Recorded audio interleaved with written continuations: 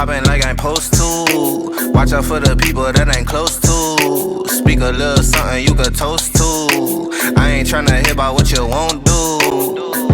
Moving like I'm into. Hit the ground running like the rent do. Speak a little something that you're into. I ain't tryna hear about what you been through. Like hold up, say what's the hold up. I got the pack, who got the roll up? I'm tryna pull up. It seem like every time I show up, it gotta go up. See the drip, they see the glow up. Oh, now they know us. See, it's funny how my pockets out of shape, but I'm fit for the flex. Clear the phone call, hit my chick with a text. Parlay through the bird with my drip from the jacks. Save a couple hundred by your with the rest. I prefer my reefer with Henny and Coke. Please don't be stingy, got plenty to smoke. Show up and act up and back to the crib. I do not stun, I just rap what I live. Seem like they doing the most for the clout. Did what I said so they know what I'm about. Show up and act up and back to the crib. I do not stun, I just rap what I live. Ayy, winning like I ought to. I ain't wanna do it, but I got to. Smoking what my doctor told me not to. Got these wishing they was hot too. Ballin' like I need to. Got my exes wishing for a redo. Smell the marijuana when I speed through. Hit her with the tip, that's a preview. Hold up, wait up, get your weight up. Shit, get your money, not your hate up. Boy, draw a play up. I flip my wrist, it a layup. She wanna lay up. I gotta get it, I'ma stay up. I'm all the way up. I got my pay up. I ain't playing with you. I'm a coach now. Commentating, do the most now. I be somewhere booted with my toes down. Make little baby tooted with her nose down. I prefer my reefer with Henny and Coke. Please don't be stingy, got plenty to smoke. Show up and act up and back to the crib. I do not stun, I just rap what I live. Seem like they doing the most for the clout. Did what I said so they know what I'm about. Show up and act up and back to the crib. I do not stun, I just rap what I live.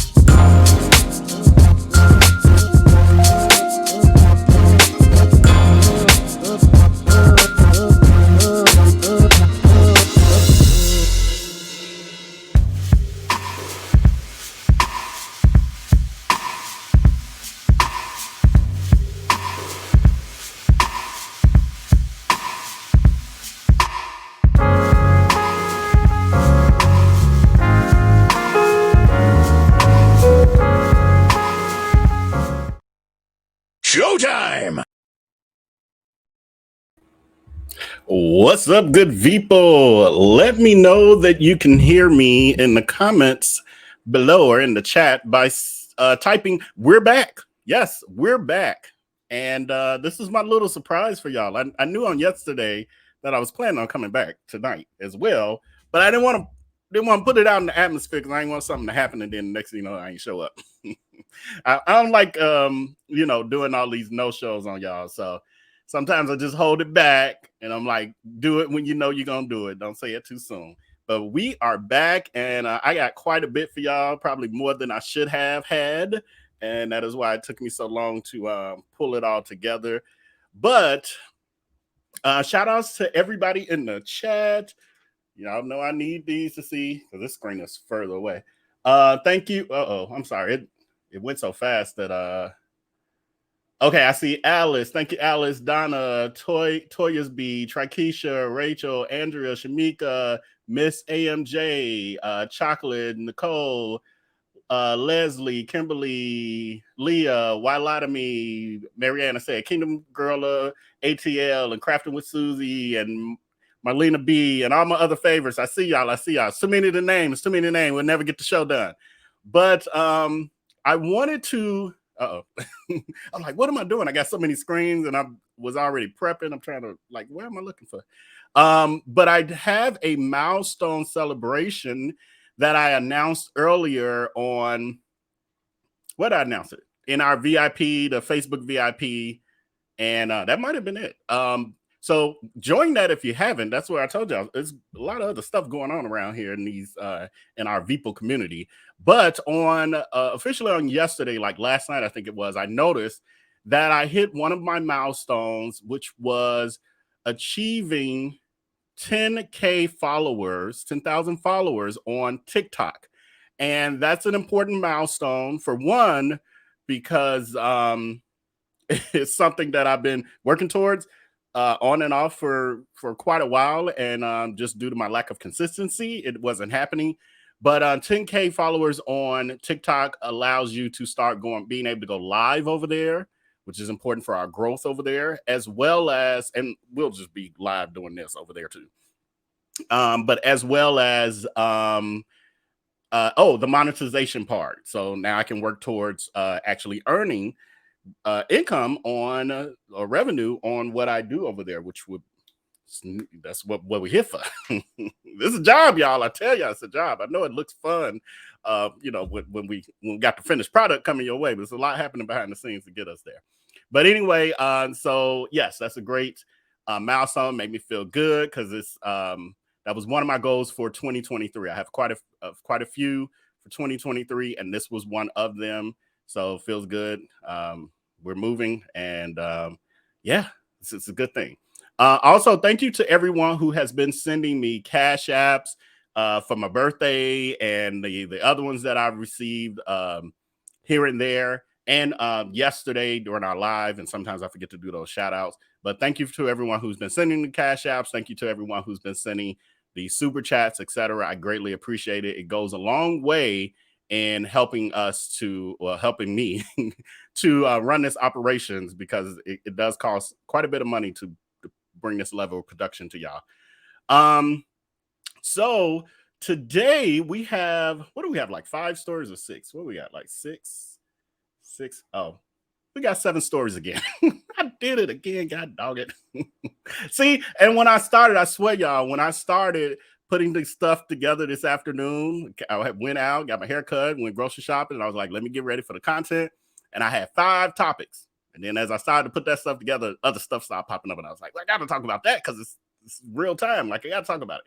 So one of the things I added in, because yesterday I noticed that there was a lot of interest in the Jamie Foxx situation, and everyone, I don't say everyone, but there was questions on the update on that.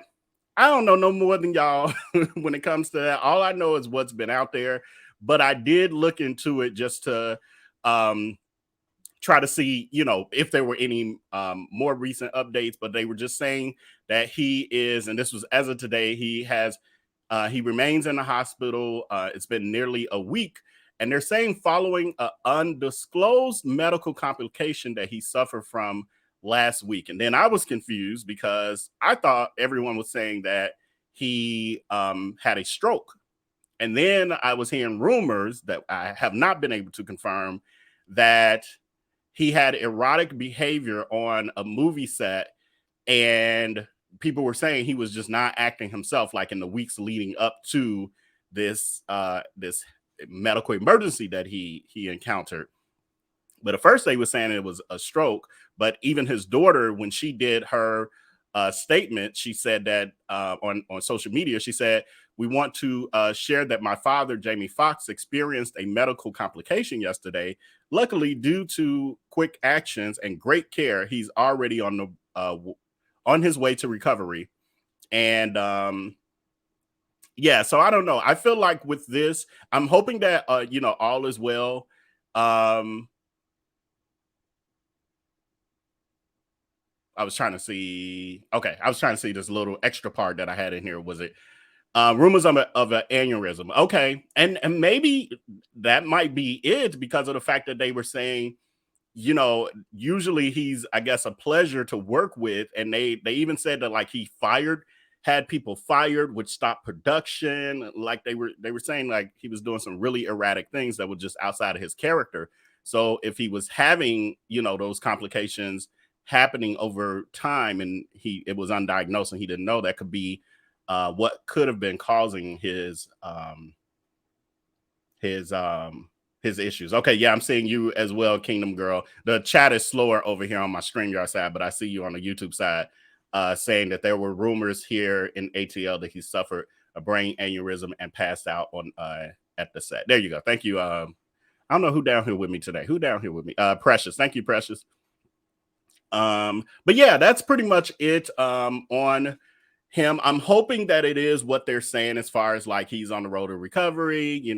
Things are looking up, but he's now been in the hospital a week. So usually with these celebrities, especially at his level, they're not going to fully disclose what's happening usually until after. And sometimes things are worse than what they're disclosing, but they don't want to put the truth out there because they don't want panic. But they also, this is a very valuable human being from a business perspective, and everything from insurance to projects he has on, future projects that contracts have already been signed for that might be a year or 2 or 3 out. They don't want to jeopardize any of that. So they're just everything's gonna be, lollipops, pops, and ice cream and cookies until they can really disclose what's really happening. But my prayer is as well, Donna, that he has a full recovery. And actually, I had really learned some things more recently about Jamie Foxx. I forgot. I think Patreon, I've really talked a lot about the fact that I'm addicted to the R&B Money podcast with Tank and Jay Valentine. It's on YouTube. It's a podcast, but they have a YouTube channel named the same thing. And I watch it weekly. Every Saturday morning, they have a new episode. And I watch it every week. And the thing that made Jamie Foxx more endearing to me is hearing his brotherhood with Tank, the singer Tank. And when Tank had his first hit and Tank was popping when he first came on the scene, after his first album, he ran into a lot of stuff behind the scenes, business-wise. Records weren't quite selling. He didn't have any other hits. So Tank was homeless. Tank was just and ready to get out of the business and everything else. He was very discouraged and down on his luck. And Jamie Foxx was such a fan of his and didn't know him, but was such a fan of his that when he met him and then Tank disclosed to him, like, man, I'm getting out of the business. It's too rough, blah, blah, blah. He was like, if you leave, who do I have to look up to? That was what Jamie said to Tank, who was down on his luck, broke, and all of that. And so Jamie Foxx was like, you're not quitting. You're going to move in my house and you're going to use my music studio and you're going to keep working until you get it back. And he did that for, I think, a year or 2 or something like that. So anyway, they still to this day have a brotherhood. I think Jamie Foxx was on their first episode of the R&B Money podcast, and it was a drunk, sloppy mess. You can tell they were friends. It was like if me and my friends tried to do some serious interview about me, like 10 years from now, when we were talking about how, I became, a multi-millionaire. Unlike Darius, I won't be a horrible person. But yeah, I could see it not being real serious and all of that. But it was cool. It's a cool episode. So if you don't watch Army Money, I'm plugging it because I like it so much. Definitely check it out. And what I love about it is it's about music, but it's also about the business, but it's also very inspiring because they dig to the realness of being a creative person and an artist from any perspective. Like, I'm an artist, being an artist and the struggles you go through and what it takes to kind of persevere to leave your to live in your purpose. Yeah, Kim, because more coming too. I'm just getting started. I got my Aries shirt on today because I'm like, yeah, I'm in full Aries mode today. What can I do? Might as well represent full form. Exactly. And unlike Darius, I'll be rich for real. Yeah. I'm already rich in very many ways. I'm rich because I have a soul. I still have my soul. He doesn't. And I have people that love me. I have a family. My mom and I have a relationship and always have. It's so much more wealth that I have than him. But anyway, moving on to the next story. Oh, I'm sorry. What I was supposed to say is I'm trying to get used to doing this in a different format. So to let y'all know, well, the people y'all like, whatever you're talking about, we riding with you all night. I understand. But then, we have new people who are getting used to this and don't know me like that. And so they like, what you talking about? Let me see if I'm interested, if I'm gonna stay. So I'm gonna let them know.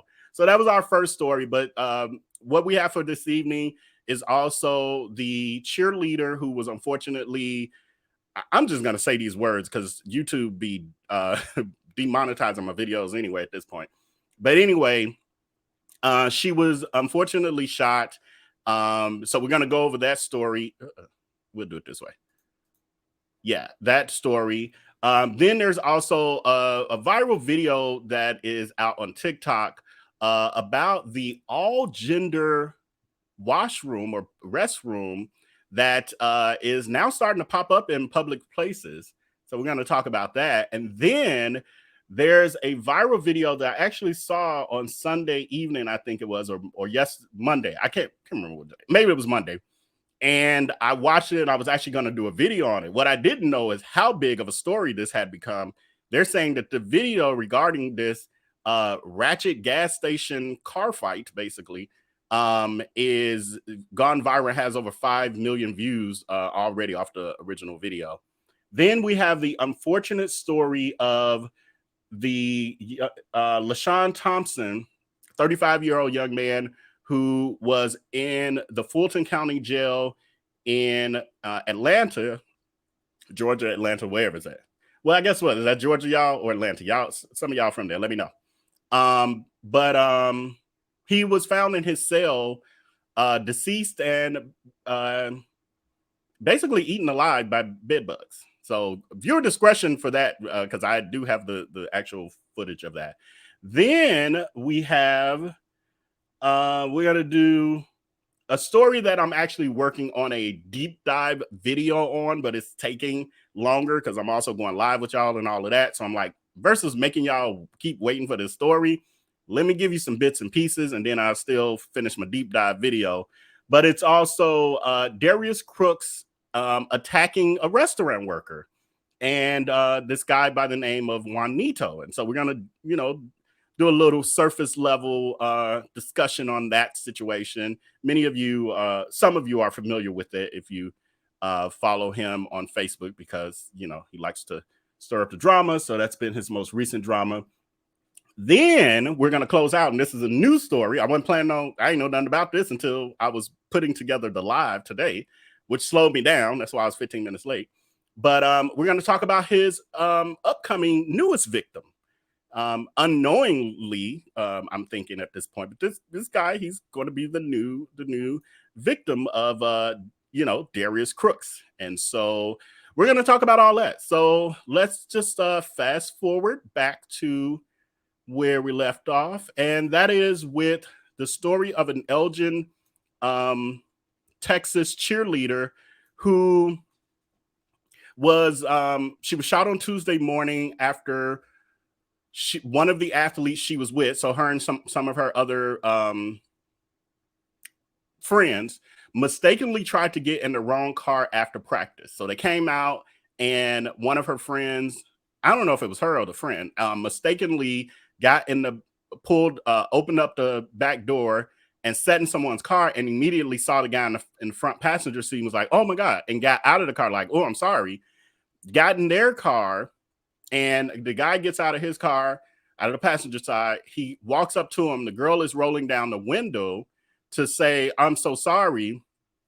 And they say he threw up his hands and then shot at them, shot her. There's a problem when I'm like rushing to get to research these stories. Like then I can't remember certain little facts. But she got, I think she got shot in the back and somewhere else. But anyway, we're gonna play this little clip for y'all, and then I'll come back with a little more. Here we go. Fighting for her life after she was shot in an HEB parking lot. Yeah, and it's all because police say that her friend made the simple mistake of confusing someone else's car for her own. A group of 4 cheerleaders were heading back to Montgomery County from practice near Austin. They stopped in Elgin to pick up a car, and that's when the shots were fired. ABC 13 Shannon Ryan joins us live from their gym in Oak Ridge North, where they just finished a prayer vigil. Shannon. I'm gonna fast forward just a little bit because y'all know it's a such thing called copyright infringement. So just a reminder, this is a copyright disclaimer. This is fair use, just for purpose of fair use and such as criticism and commenting, news reporting, teaching, and research. All right, let's resume. Report Tuesday. This is Heather. She was on Jen. As the Woodlands Elite Cheer Company prayed for 4 of their cheerleaders, shot at just after midnight. Nobody deserves anything like this. The elite athletes were going the distance for their sport. Traveling more than 320 miles round trip to and from the Austin area for cheer practice 3 days a week, using this Elgin HEB as a carpool lot. As Heather Roth was dropped off here Tuesday, she opened the door to what she thought was her car. It wasn't, so she hopped back in her friend's vehicle. As we're backing up, I see the guy get out of the passenger door, and I roll my window down, and I was trying to apologize to him. And then halfway my window was down, he just threw his hands up, and then he pulled out a gun. And then he just started shooting at all of us. ABC 13 verified the story with Bastrop County sources. Roth was grazed by a bullet. Her teammate, Peyton Washington, was shot in the leg and back. Peyton opens the door and starts throwing up blood. The Round Rock ISD senior, who was already competing with one lung, committed to Baylor University's acro and tumbling team. All right, can't play all of it. I'm gonna start putting the links of my sources in the bottom of my video, so y'all know where you can go and watch the full video. But copyright get me together if I play everything in full. But yeah, it's such a tragic story, and we, off the heels of us yesterday talking about Ralph, I think is Euro, the 16-year-old who mistakenly went to the wrong house, and then the old KKK Klansman came out and just shot him without any questions asked. And I get it that we're in this time where it's dangerous and you don't know who's who, but it's like no type of conversation or exchange prior to just shooting people. That's crazy. There's a difference between protecting yourself and just being reckless. And we're seeing a lot of people being reckless. Yeah, it's crazy. This is the guy who they're alleging shot them, Pedro Rodriguez Jr. And what did they say about him? I don't know if I have what he was charged with. I think she says it in this. Let me see. Coach visited her in the hospital Tuesday. She's a fighter. She's very strong. This weekend, the girls were set to compete at Worlds in Orlando together. It was Washington's final shot at the title. She won't be there, but the girls find comfort knowing an arrest has already been made. The suspect was in custody, and then I got a call, and Okay, so they're just saying he's been arrested. I don't know what the charges are. I have to dig a little deeper. I'll probably maybe do a deep dive video on this one. But yeah, Alice is saying I've mistaken someone else's car for mine. Wow. I have been with people who have mistaken either my car for like thinking my car was somebody else's car and all of that. And it can happen when you're distracted. So them being teenagers, they're probably on their phone, they're probably talking to each other and all of that. And it can happen. It definitely can happen. So yeah, it's unfortunate. I'm gonna check some comments. See what. Okay, we got 3 stars. Oh, thank you so much, Andrea Edmonds, adding to your mini Richard. Oh, I really appreciate you for that, friend. Vale is that a roach? Is it? The first, the part on the left? Yes, that's a roach. Well, no, both are roaches. Yes, to answer your question, yes, both are roaches. Say, oh Lord. Oh, I'm sorry. Oh Lord, not an ant. No, it's not an ant. That's a roach, right? Oh, that's a roach. Roaches have those little hairy, leggy things. Yeah, no, because the ants have yeah, no, this is roach, because you see the little, bottom part. I think that's where they store their eggs. So yeah, these are roaches. 2 roaches. They're 2 different types of roaches, though. Okay, back to the comments. I have gone to the wrong car before. Yeah. It's not a foreign thing. A couple of years ago at Target, I went to put bags in my daddy's truck. My blind self opened the back passenger door. There was a white guy sitting in the truck. Oops! I quickly shut his door back. Yeah, I think I've had someone walk up to my door and try to lift the handle. Oh no, was it? No, this was her car. She just mistaken it. Oh, we did that one. Uh-oh. Yes, please like, share, and subscribe. Yes, it's free for sure. Anything else is icing on the cake. Yeah, that's horrible. Okay. Yeah, that's what we're seeing, Don, based on yesterday. You can't make an innocent mistake anymore. I think that's why I don't, this whole give everyone a gun and that's how we're going to protect ourselves thing, that's not working, because there's a lot of people out here without common sense. Let me take these roaches now. I'm sorry, y'all.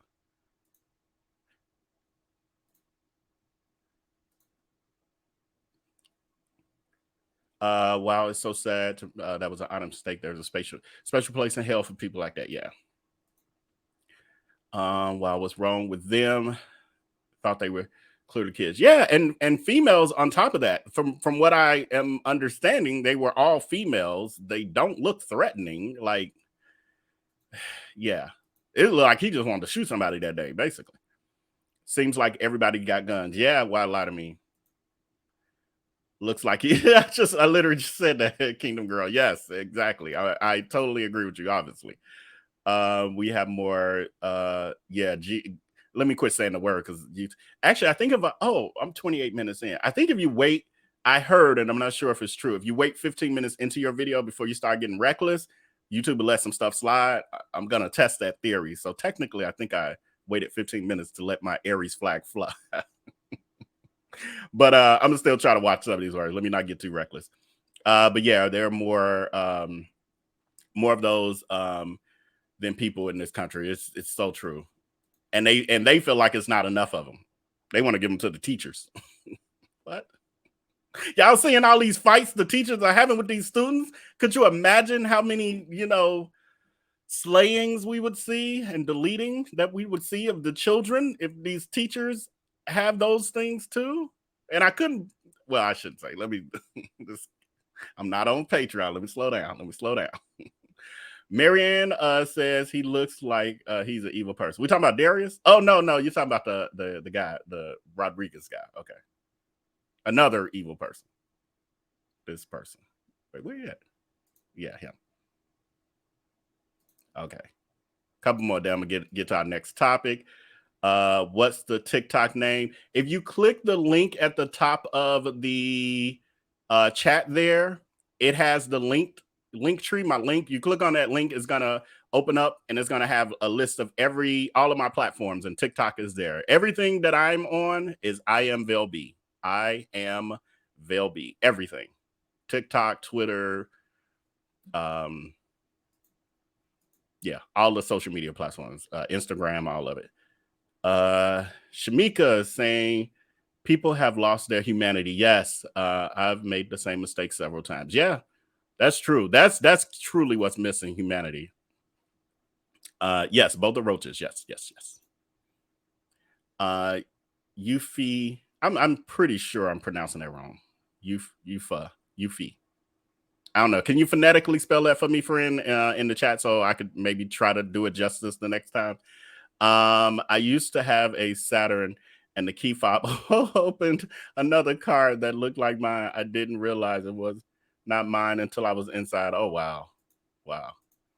So Kia wasn't only Kia and Hyundais weren't the only ones with these issues. Kim Yuka says that's what's going on. That's what's going to keep happening with the open and carry state. Yeah, I'm so the one on the left is a roach. Yeah, they're both roaches. Why y'all acting? Why is that so surprising to y'all or something? I'm confused. The level of Aries petty is strong. It is what it is. He was charged with deconduct and third-degree felony. Okay, thank you so much, Crafting with Susie. Kingdom Girl, my brother's remote actually opened the same color, make, and model of his car. Whoa, thank God no one was in the car. Wow, now that's interesting. I mean, I almost could see that, they're just codes. Like, I feel like someone around me has a garage door opener or something that's working with my remote ceiling fan. I had a ceiling fan with the remote to turn the light on and adjust the fan and all that. And just randomly the light pops on. I've adjusted the codes inside of it and all of that, and it still does it. I'm like, Jesus. And I like the fan, but I don't like that issue. Yuffie you. Okay. It means bold, and it means bold. The GH is for Ghana. All right. I love Ghana. Can't wait to go back. Okay, next topic is, hold on, y'all. Let me feel discombobulated a little bit, just a little bit. Okay, so the next one is the all-gender restroom. So I'm not sure how many of you are familiar with this concept. I actually was exposed to it, man, probably 10 years ago now, maybe close to it, 5-10 years, something like that. So I got a little video for those of you who may not be familiar to give you a visual. Take a look at this, and then we'll talk about it. Okay, this is my first all-gender bathroom. 31 stalls available. Anybody can go anywhere. That's a man. Okay. This is happening. Have you ever been in an all-gender restroom? This your first one? This is my first one, especially in the airport. Yeah. I said, what? It's different. What about you? All-gender. You ever been in an all-gender? This is my first time. I was kind of thrown off. You was kind of thrown off? I'm like, I don't know, but you was walking fast. You enjoyed it. it is kind of cool though. It is? Either side. Either side. Okay, thanks. Okay, ladies, it's happening. Did y'all know this was all-gender? Yeah. We're doing makeup in an all-gender. This is my first time. I'm like... I stopped. And Me too. I was like, am I going the right No, I did like this. That's okay. I know that's a girl. That's a boy. And I'm okay with whatever, but you just threw this on us. It's weird. It's progressive here, though. I know. Yeah. And then you doing your makeup and a man in there pissing. There's like man walking by it. So and you cute, though. You cute, though. I'll tell you that. Yeah, but the doors are sealed completely, so that's a good thing since we got all gender. So can't nobody creep in and see that through them doors. A man went in that one. That's the thing. Oh, you said obviously a man went in that one. Oh, there go a man, y'all. Okay. Hey, sir, in the all-gender bathroom.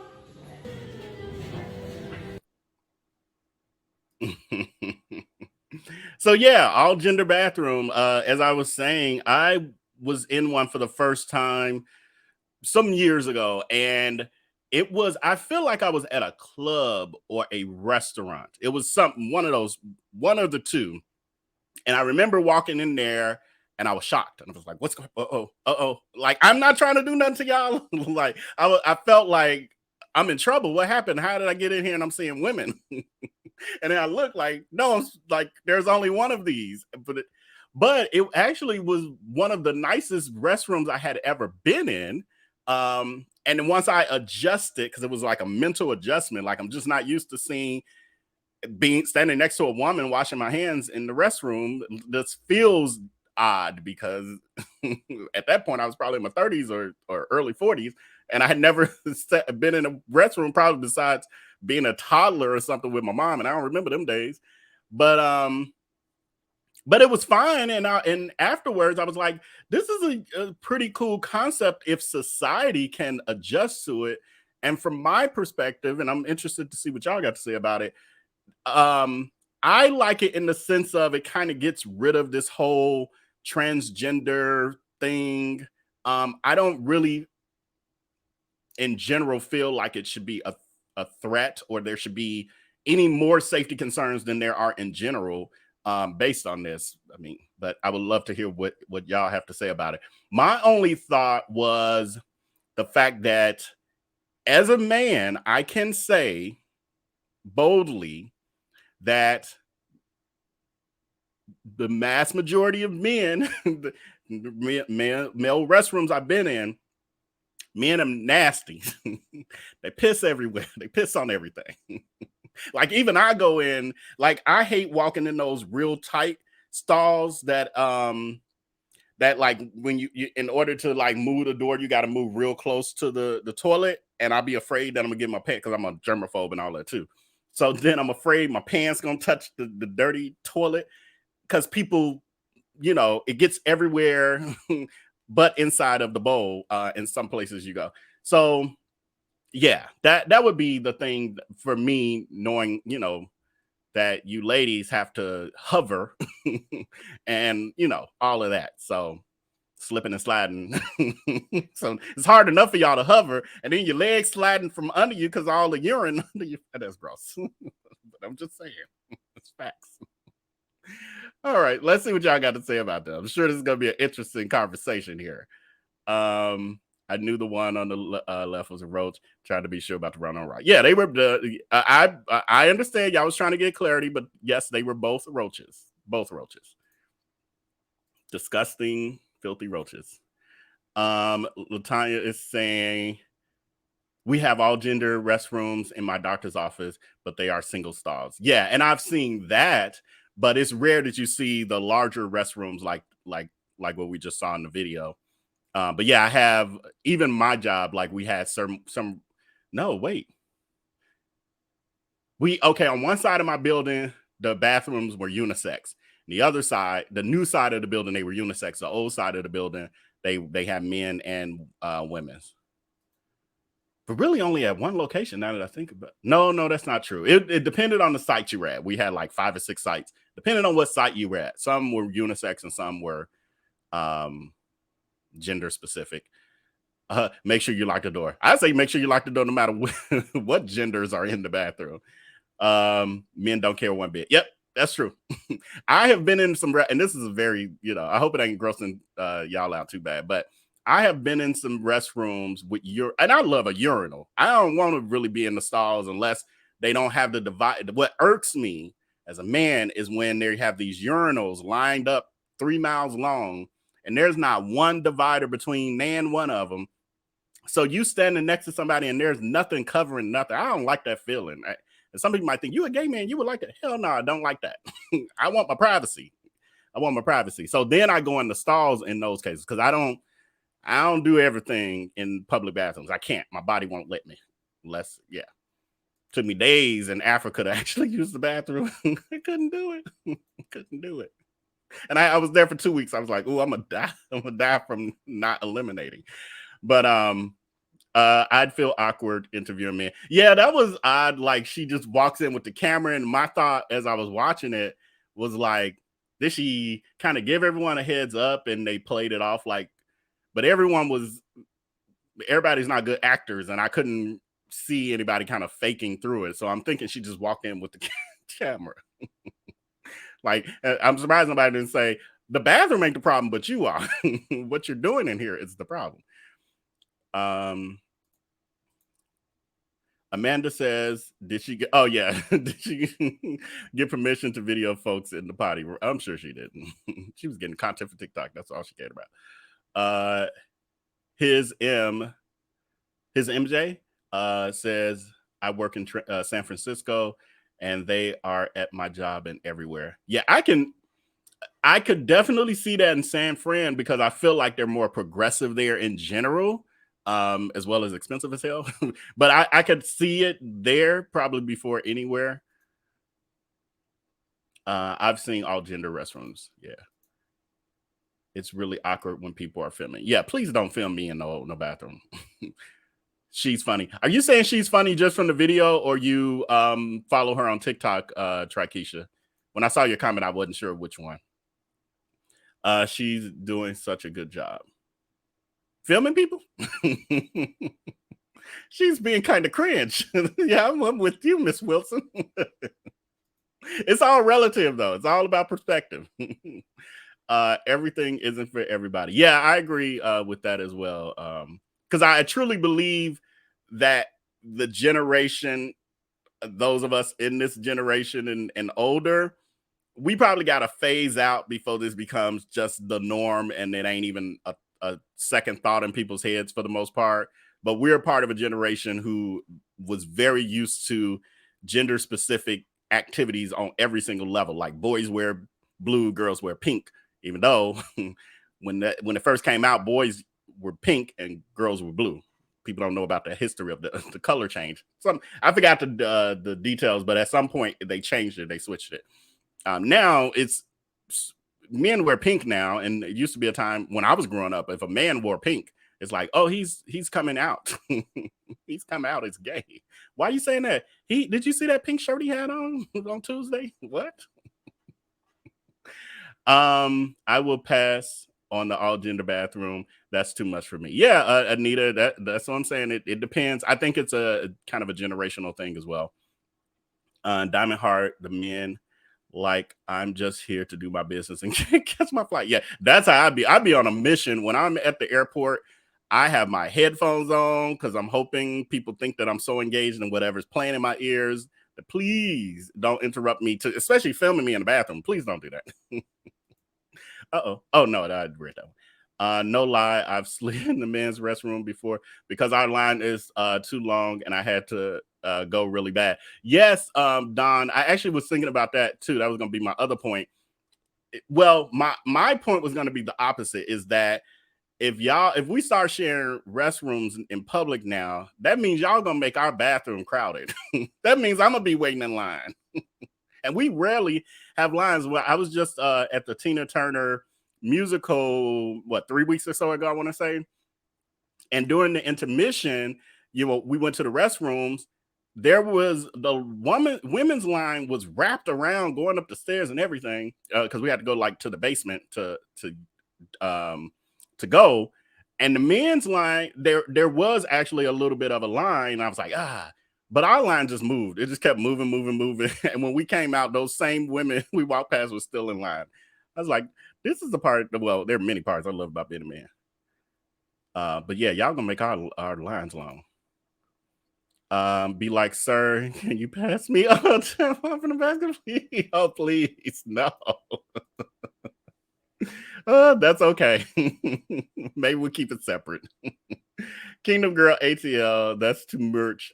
I'm passing. I'm a pass. I still accompany my 18-year-old in the female-only restroom. No disrespect to anyone. I get it. And it's, look at the stories that we're going over. And again, with having the Reality Chronicles channel, I'm seeing so much. It's just, my prayer is always that I don't give up or become cynical about humanity in doing this work and having that channel, because it is like constantly just tragedy after tragedy. And lack of human compassion and all of that constantly. I was used to only having Darius Crook be that pretty much that segment of my work that was like that, and then everything else was more lighthearted and celebrity gossip and all that stuff. Well, and then the Tim Norman stuff. But yeah. Sondering says, I'm good. I don't want to use the restroom with men. Yeah, it's again, it's probably going to be a gradual thing that over time we'll probably been us who are watching this have probably been faded out before it becomes the norm. Right at dawn, and the men's restroom are always cleaner. Well, I don't know. You know what? I don't use the women's restroom, so I have been in very clean men's restrooms for sure. It depends on the environment, to be honest. But I've been in some where I'm like, okay, I got to remember to take my shoes off before I like step even a foot inside of my home, because I'm like, I'm sure it's reeked with urine at the bottom of my feet. So yeah. Courtney Moon, I'm going to the family bathrooms. Yeah, and they have those many places now. I'm okay if it's a single person restroom. Yeah. Suppose it's a creep in there. Yeah, I mean, the truth is creeps are everywhere, and they couldn't be anywhere. They could be in the women's only restaurant, to be honest, or waiting outside of it, or all of that. But I hear you too on top of that. Probably makes it a little easier in some ways. I can't subscribe to an all gender bathroom, and I'm pretty liberal. Yeah, I think it's a comfort level. I don't think it's for everyone, for sure. I don't think that it's a good idea. It just opens up a can of worms. Yeah. There's some nasty women too. Yes. What if you have children? Seems kind of odd. And I'm with you there, Vale. I flushed public toilets with my foot. If they don't have an automatic flushing, me too. I do not touch nothing.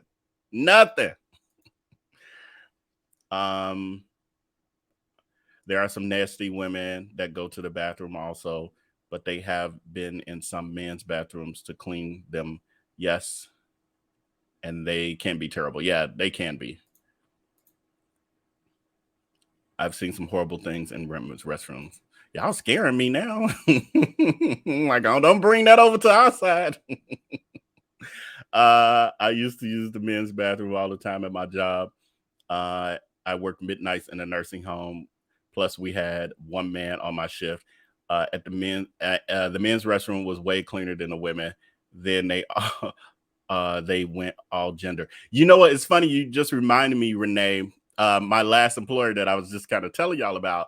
It was a women's organization. So it was probably like 80% women, like as far as employees throughout the entire company. 80% women, and the rest were men and others, because we had some gender non-conforming people too. But that meant that there were rarely people, like I never really used the restroom with other men. Like I always kind of had the bathrooms to myself, so to speak. And so like they were almost like my bathrooms, like no matter what site I went to, because the ones that had the men's and women restrooms, and they were always very, very clean. But then in meetings that I would be in, when people were doing housekeeping meetings, then the women would be complaining about the other women and being sanitary and having people check the bathroom and all these things. I'm like, I don't need to be a part of this conversation. My bathroom good. So yeah, I can see that. This will be interesting. Somebody's gonna get into it. Yeah, possibly. I guess it depends on where it's at and everything else. Yeah, I'm not ready for adjusting my clothing or any of that in the bathroom with a man. Yeah, I guess I didn't think through that part either. I don't know if women typically gather yourself in your stall before you come out, or if you're adjusting in the mirror. I could see that being very odd and uncomfortable, especially in front of total strangers. What? I don't. I think I'm reading that. What? I think I'm reading that properly, but that's not a conversation that I can have on YouTube.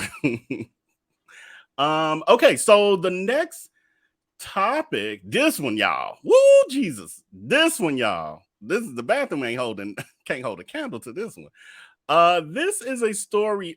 This is a story out of I think it was Forest Park, Illinois. Is it? Hold on, y'all. Well, they'll say it in again, I was doing these stories so quick that like my short-term memory is not good. My long-term memory is actually really good.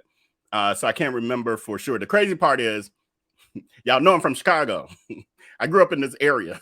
And it's not ratchet like this. I will say when I was growing up, this was not the area where these sort of things would happen. And when I saw the video, I kept looking. Forest Park. Thank you, Felicia B. Forest Park. We got some of these Forest Park, River Forest, and all of the Park Forest. So sometimes I get them confused in my head. But anyway, this is not like the hood. It's on the border of Chicago. Well, no, Forest Park is after Oak Park. Oak Park is at the border of Chicago. It's like Oak Park, then no, I'm sorry, Chicago, Oak Park, then Forest Park. And so it's like it's not even on the edge of the hood, but I guess people kind of coming over. Anyway, this was just like for me. I was finding out where it was. It's like that area got like that. But they're saying Kendra Nance, 31, has been charged with criminal damage and property, aggravated assault using a deadly weapon, reckless conduct, driving while never issued.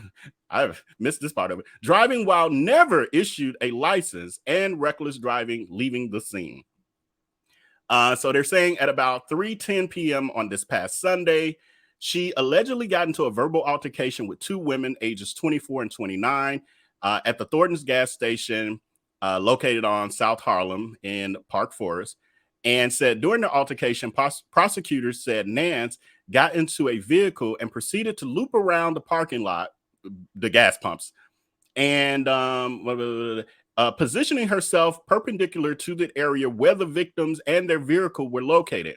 Nance then allegedly, it ain't alleged because we got not only do we have video, we got different angles, but they're saying allegedly accelerated and drove between the gas pumps.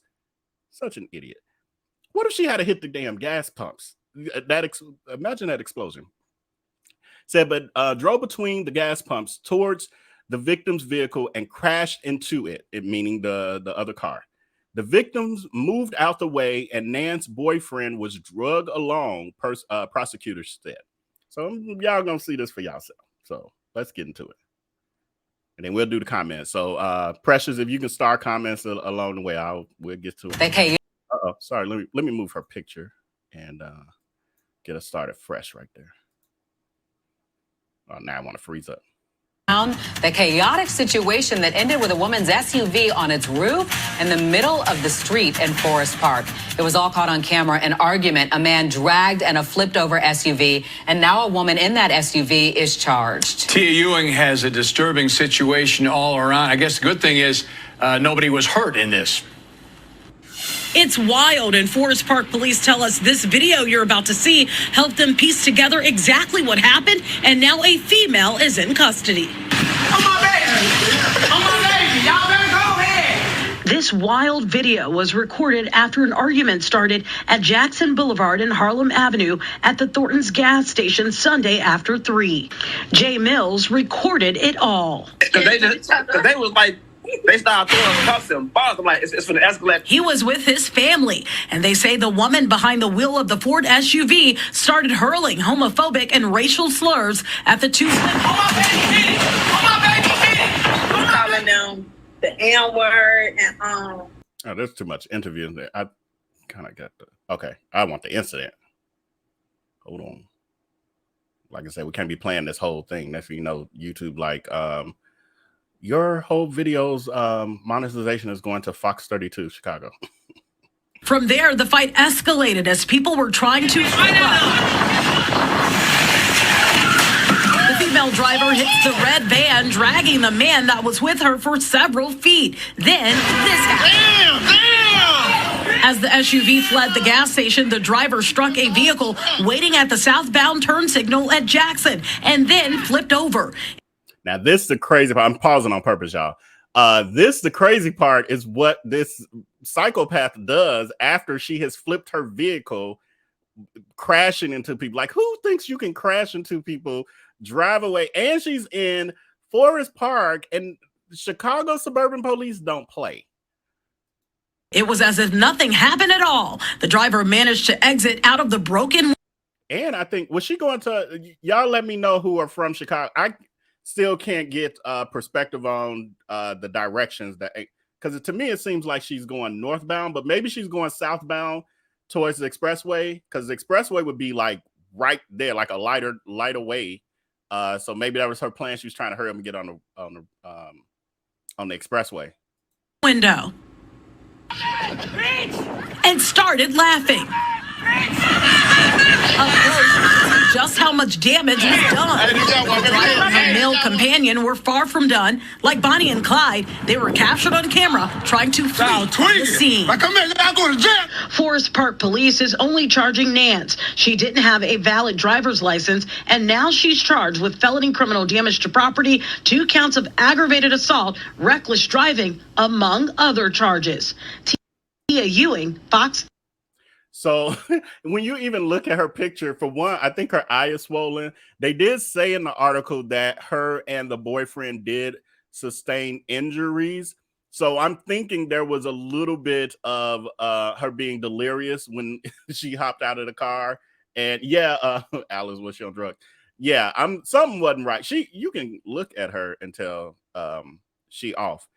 So here's the actual crash from a different angle.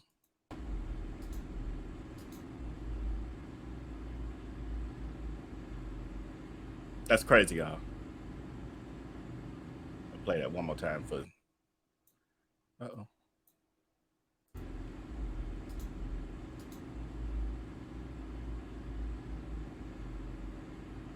You done ruined your car over some foolishness. And we still don't know what they actually were fighting for. I think this gives a different angle, but let me make sure. Boy, I don't want to play a bunch of stuff unnecessarily. Oh, yeah, this is the part. Okay. I'm going to mute it and just play it, because this is after the accident. It shows her getting out of the car and also trying to retrieve her. So now this is her laughing. She got one flip-flop going too, don't y'all? Ain't one flip-flop going? And she walking through glass? Is that a sock and a flip-flop? What's that? Yeah. One of her flip-flops gone. So this is her grabbing her purse. She high. She high, y'all. She is high. That's a crackhead's walk. I know a crackhead's walk when I see one. And then she going back in the truck like like it's just parked properly and she just forgot her keys or something. Like, oh, wait, let me not lock my doors. I left my key on the seat. Oh Lord, y'all people. What are we gonna do about humanity, y'all? I don't know. I'm at a loss. I am at a loss. Doing this work has been so eye-opening, because all I do all day is read all of what's happening, all the shenanigans. Well, I don't know. I don't even want to call it shenanigans. Horrendous acts, because we do shenanigans over here. Shenanigans feel good. Oh, comments. I'm like, what am I trying to do next?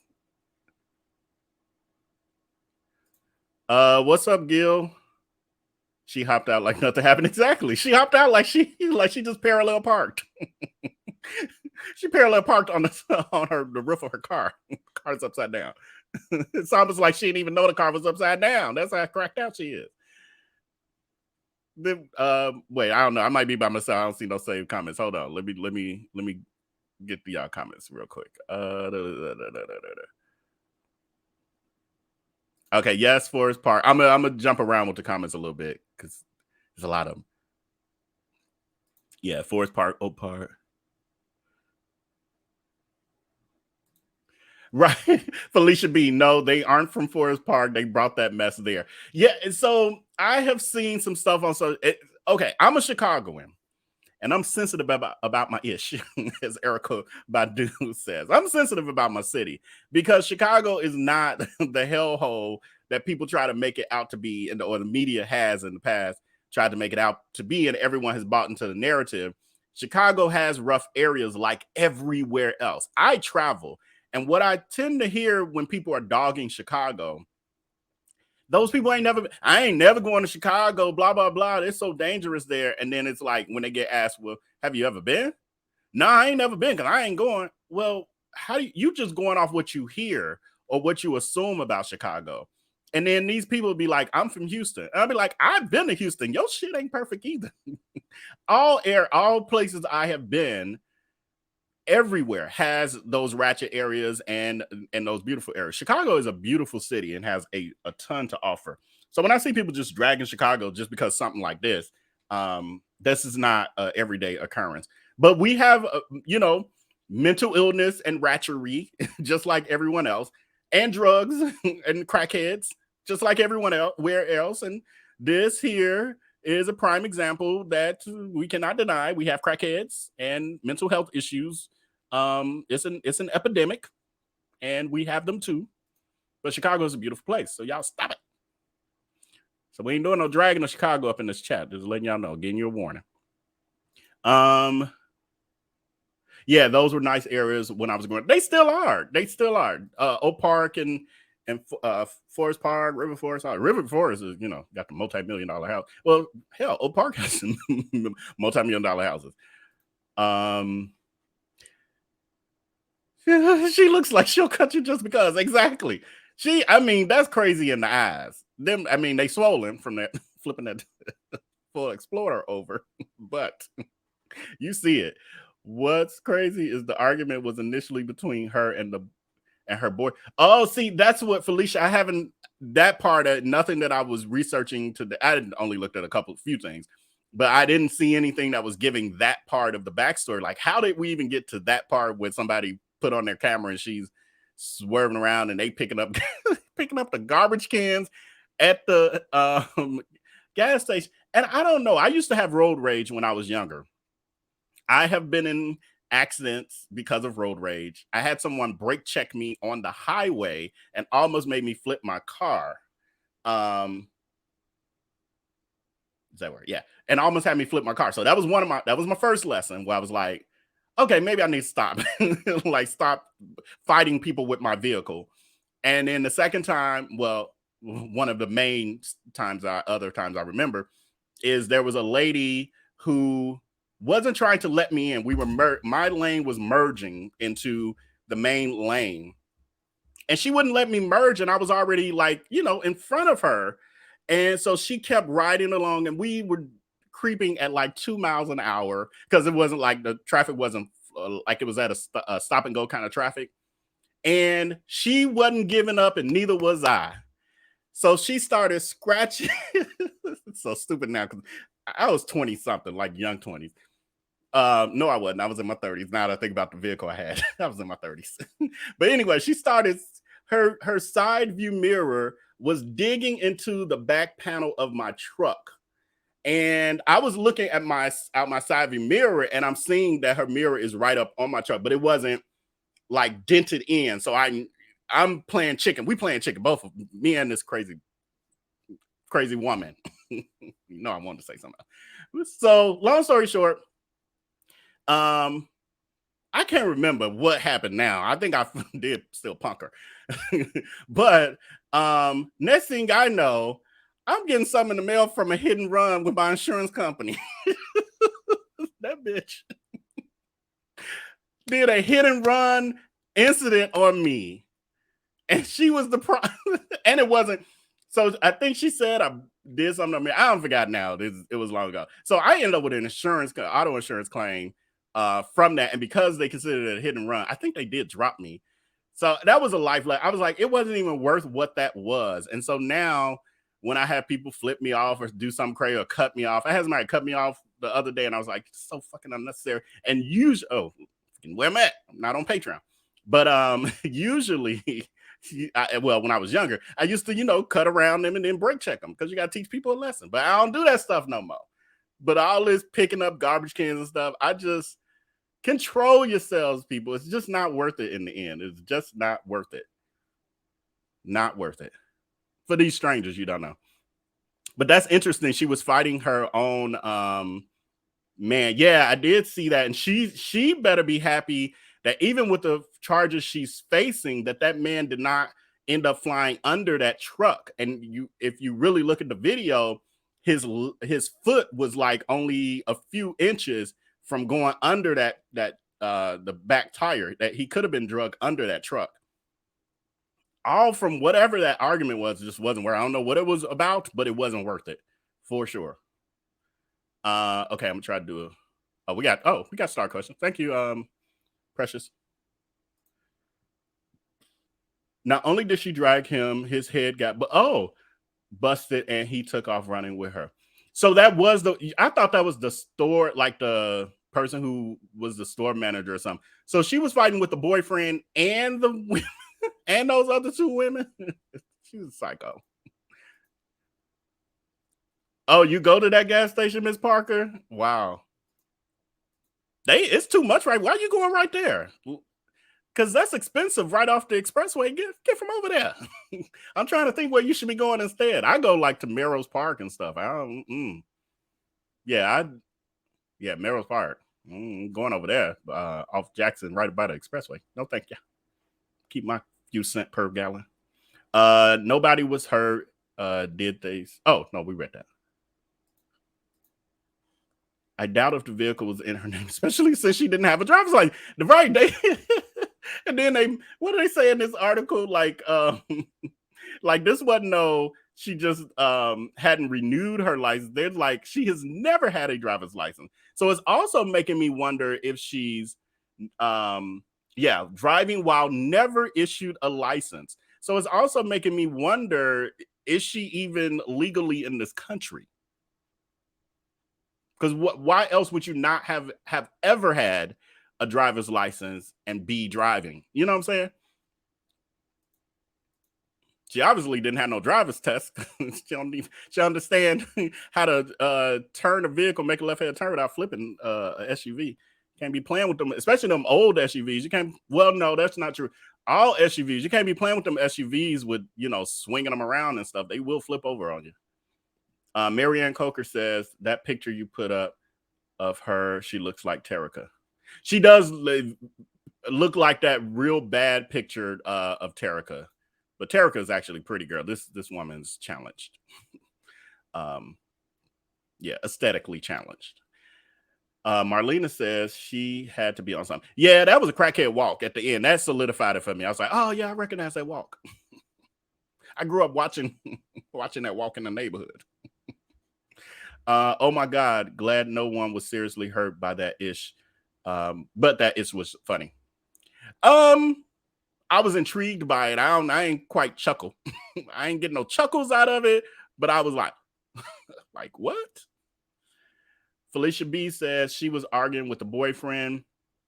The girl started interjecting, and then she began to argue with them. She's like, don't be telling me about arguing with my man, you black bitch. Yeah, all that.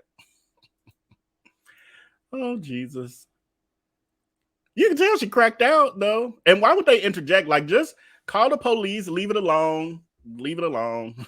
Like, don't get involved. When I saw that horrible weave, I had no doubt that she was high, yeah. Your stomach hurts from laughing. I mean, the part where I realized after the second or third time watching, the girl got the garbage can, the big old gas station garbage can over her head, ready to throw it. Oh, y'all cousins are wild out there. And she had the nerve to walk off like she was leaving the club, right? And then, okay, your truck is flipped in the middle of a major street. Harlem, for y'all who not from Chicago and don't know, is a major thoroughfare that goes on for miles and miles. Like, it is one of the major streets. And so You can't just leave your car flipped over on Harlem and think the police ain't coming to look for you. And you're just going to walk away. And they found her a block away. What? That's not how that works. That's not how that works. Oh, Jesus. That's why I moved from the West Side, because they were losing their mind over there. I guess it depends on where, because I grew up on the West Side. My parents, but my mom is still on the West Side, and the neighborhood is fine. It's actually nice. But it ain't okay. So but it is on the border. So there's that. It's not really. It's not inside of the West Side. It's on the edge. So I'm with you, friend. Let me stop capping. Gillian said we read that. Hopped out with like nothing happened. All right. On to our next one. We got to keep it moving. What time? Oh, we're hour 10. This one we're gonna be a little over probably 2 hours. Well, I ain't gonna drag Crooks too long. If I don't drag Crooks too long, we'll get out of here right at the cusp of the 2 hour mark, maybe a little over. If I go too long, it'll be 2 hours and 45 minutes if I get to the shenanigans get into overdrive. I'm just giving y'all warning, because I got a lot that I could say. Y'all already know that. Okay, so the next story we have is the unfortunate story of LaShawn Thompson, 35-year-old. He was in the Fulton County Jail. They're calling for his family is calling for a criminal investigation into his death and the closure or replacement of the local jail after alleging that Thompson passed away in custody of the jail from bed bugs and squalid jail cell. I've never heard the word squalid, but I guess it's proper. Thompson was incarcerated at the Fulton County Jail in Atlanta on a misdemeanor charge. So he was in jail on a misdemeanor charge. I think it was assault. And they were saying, his family has said that he was schizophrenic. But he died in jail, and they're saying that he was basically eaten alive by bed bugs, and as alleged by the family's attorney. So for this, if you have a weak stomach, I'm giving the viewer discretion. You might want to go grab something out the fridge, go refresh your tea, because the next topic there is crooks. Y'all already know how that's going to pop your popcorn real quick. But I am going to show a video that is like my skin crawling. I look there like I feel like my skin crawling because I already know what I'm about to show y'all. But this is the footage of the young man post-mortem, I think, to be honest. But here we go. So brace yourselves or turn your head. It's only a couple of seconds. I forgot how many seconds. I can't look at it. All right. So that is his body. I have it on mute. There's no need to play it. That's his body as they found it in a jail cell. And that is the jail cell. And my question is, was anyone ever checking on him? Because how do you find his body there looking the way that we just saw? I don't want to keep playing it because I don't want to, exploit it. But that's squalor. That's unsanitary. And the fact that they know that, yeah, we'll play that real quick. Is when it's over, I ain't playing this no more, y'all. So anyway,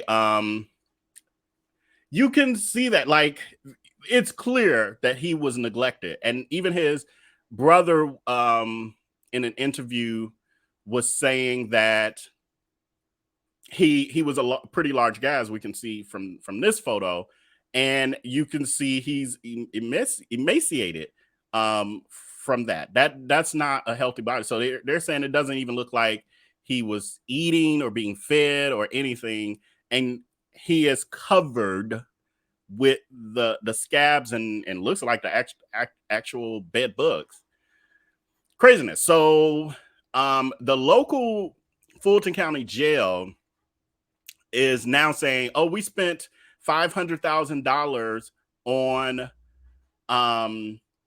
the immediate action that they took was including but not limited to the expenditure of $500,000 to address the infestation of bed bugs, bed bug lice, and other vermin.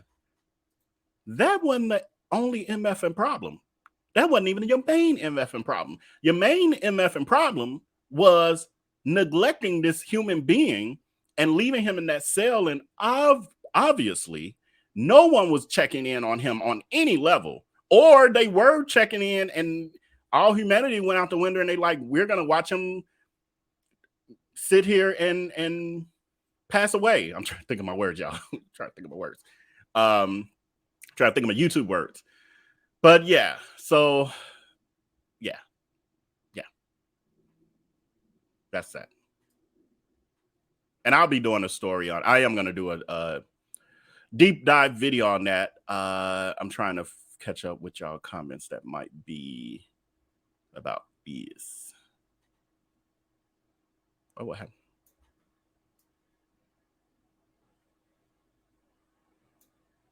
I missed a lot of comments. I do see y'all comments after we, is this right? What's happening? Okay, here we go. Yeah, they didn't care about him, but it just so y'all know, because after I do these live streams, when I rewatch them, I always rewatch them at some point, usually kind of right after or the next day. I then see your comments. So sometimes when I'm rewatching, I'm like, man, I didn't see that comment. I would have said something about that. I would have said something. So just know that even if I don't respond here live, that I eventually do see your comment. Just so you know. Suffering through that and schizophrenic. Yeah, and also Diamond Heart, what I was thinking was, shouldn't they be administering his medication? So if you're administering his medication, at that point, you should be checking in and seeing the squalor. It shouldn't get to that point. It shouldn't. And don't they like pull them out? Like if it gets to a squalor level, like pull them out of there and then clean it or get it cleaned and then put them back. Like, I don't know. I ain't been to jail, but I thought that that's kind of how things work. I don't know if I saw it on Orange is the New Black. I don't know, but I just thought that was how it works, that they would do those sort of things. I don't know. They never checked on him. You said, or they didn't care. I say both. They never checked on him and they didn't care. Gonna go with both. They need to close that place down. You will never get rid of those bugs. I didn't look, but this is sad. Yeah, you don't want to see that if you don't have to look. Jesus, take the wheel. Yeah. I heard he was there for 3 months. Yeah, Marianne, thank you for that. Yeah, so they were saying he was there for 3 months. And I think when I first heard about this story, the family was saying like they were trying to get in touch and they hadn't heard from him in a while or whatever. And the jail was giving them the runaround. And then eventually when they did find out, like finally get in touch, so to speak, then that's when they found out he was in that horrible, I don't know if he was already gone or just nearly gone. I don't know if they found him back. Now I'm lost, y'all, because again, my short-term memory is bad. And I only read part of the article. Yeah, they just don't care anymore. And that's sad. You know, I also had the thought when I was pulling this story together, I really feel like they need to, and I've seen it talked about with like police reform and stuff, bringing in social workers and people like who are servers, who are true servers and have a giver's heart to deal with people and deal with the humanity part of it. Police, and when I say that, I mean even correction officers should not have that role because that's not some of their gifts. Most of them, it seems like, not really their gift to operate like that. And so that's how you end up with situations like this, where him being schizophrenic probably means that he gave them a hard ass time. Might mean that it was hard for them to get him to take the medicine in the beginning or whatever, and they probably gave up. I don't know. But you need someone who has a servant's heart to be able to work and have the patience to deal with those sort of things, to get the work done, and to, I don't know, take care of people. I don't know, care for people. And I feel like that's what's missing. You look at, you know, law enforcement and correction officers, they got a few weeks of training and then they are expected to be able to deal with the chaos of humanity, the stuff that we even talk about, you know, the crazy crackhead that we just watched flip the truck. She's in someone's jail now. She is some corrections officer's problem. That person would need to have patience, or she could be the next person, you know, laid out in a pool of bed bugs. Yeah, I don't know. Says Jeffrey Dahmer was treated better than that until he wasn't. There's that. In that weight room. I saw that on Netflix. I saw the Jeffrey Dahmer movie. Not Orange is the New Black. Yeah. That's about the most experience I have with prison. This is why the government needs to start putting more money into mental health and care services. Absolutely. This militarizing of policing and caring for people. This is not a war zone like what we're turning it into that. Even today, when I went to get my hair cut and I was waiting in my car for a couple minutes to my appointment time, and where I go, there's a diner that the police frequent. So there was a couple cop cars, and these two pulled up. They pulled up in a large SUV, and when they got out, they looked like military. They had on army fatigue with all of their gear, and it was Chicago police because the vehicle had markings on it.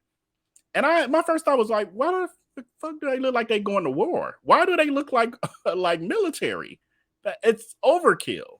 I don't get it. I mean, I get it. I know what's really happening. So I do get it, but I don't get why we going down that road. Oh, let me unstar these ones I'm reading. Come throw me off. Hold on.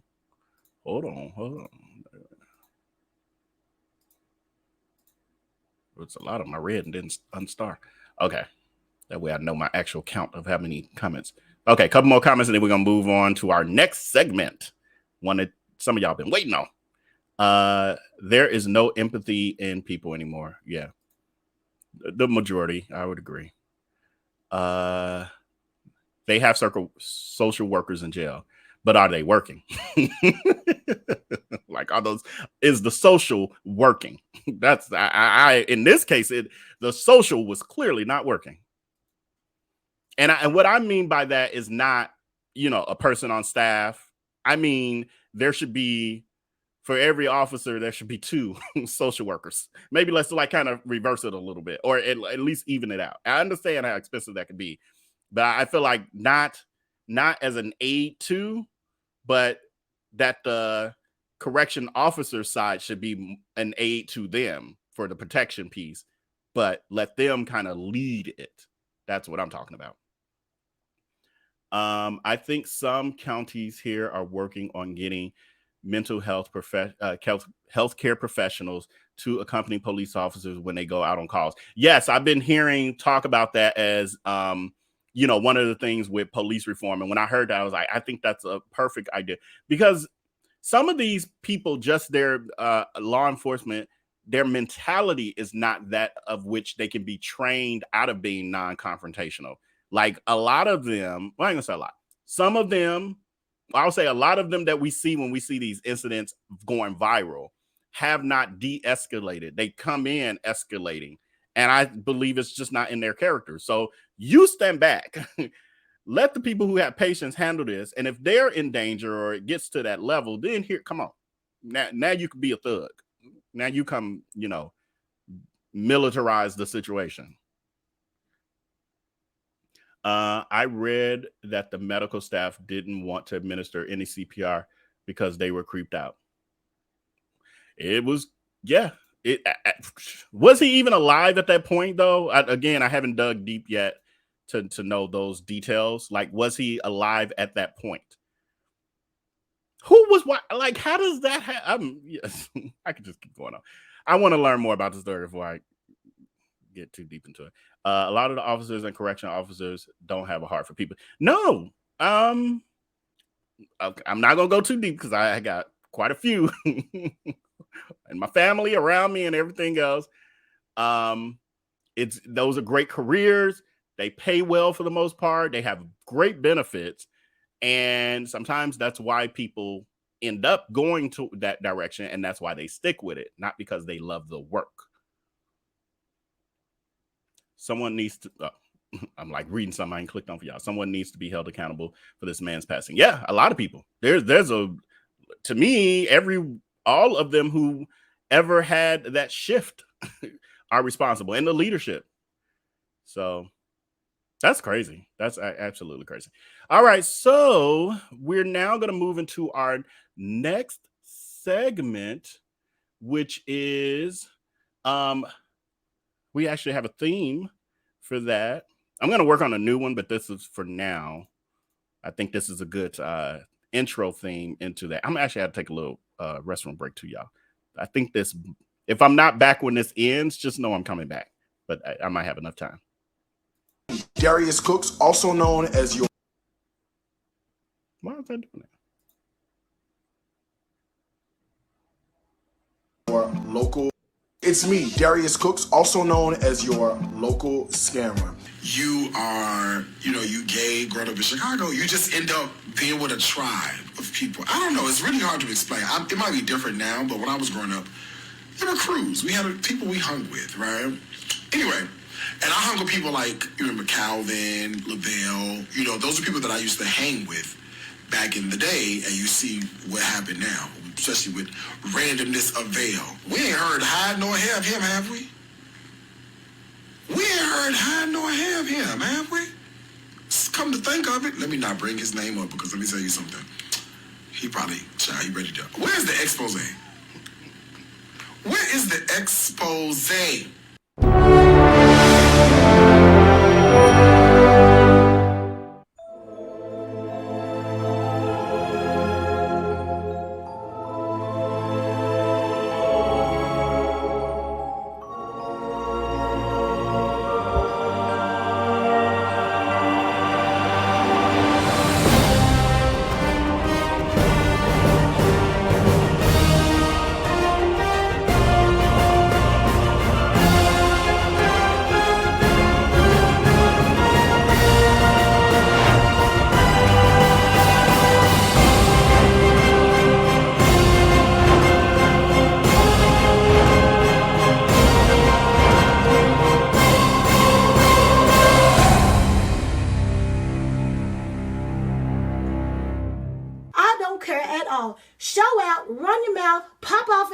I do something called an attack. When you do the attack, you got to make sure you're real rooted and grounded. Look that way. Make sure you're real rooted and grounded so they don't know what's about to go on. You just attack them. You just attack them. What did I say? I said you better do what I said to do. If they think you're crazy, if they think you're crazy, they'll just walk away slowly like that.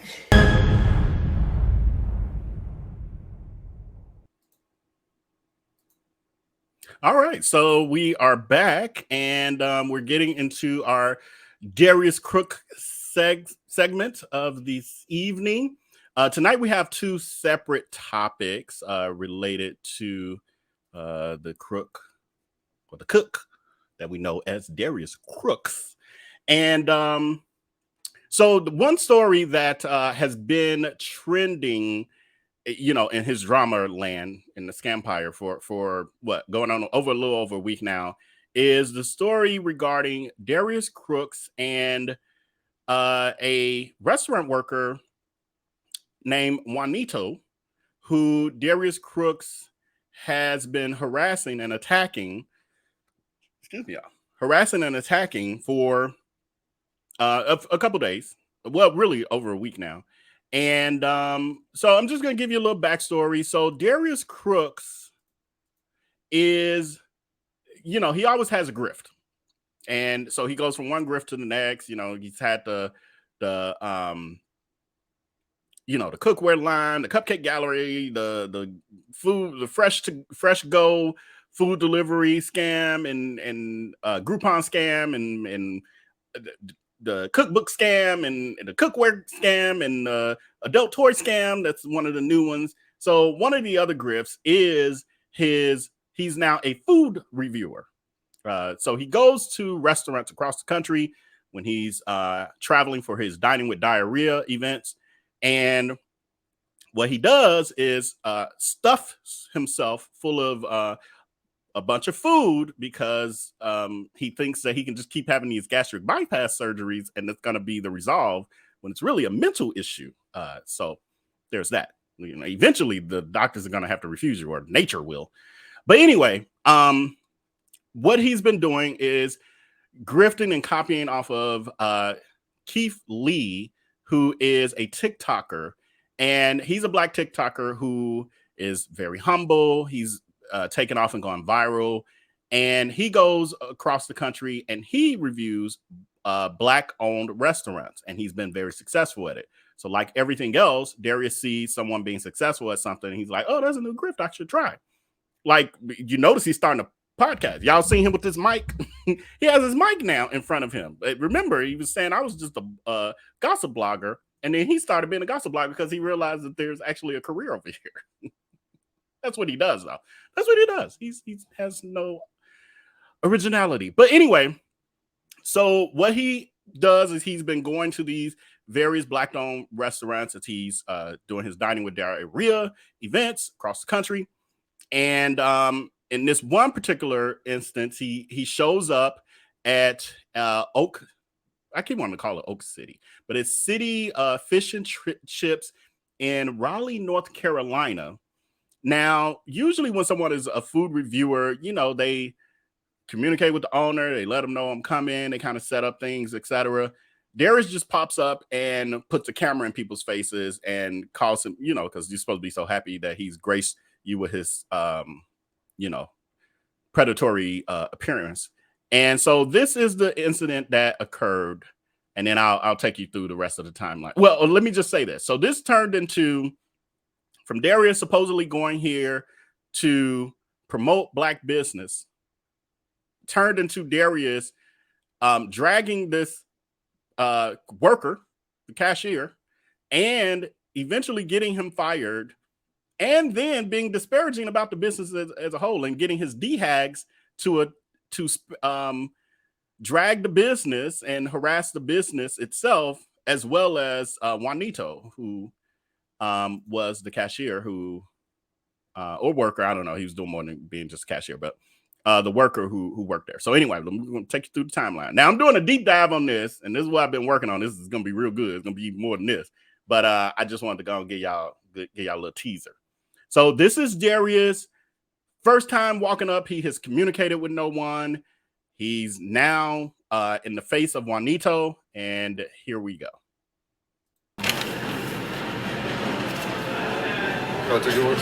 Yeah, so I am going to have, what's the Oak City basket? What's that?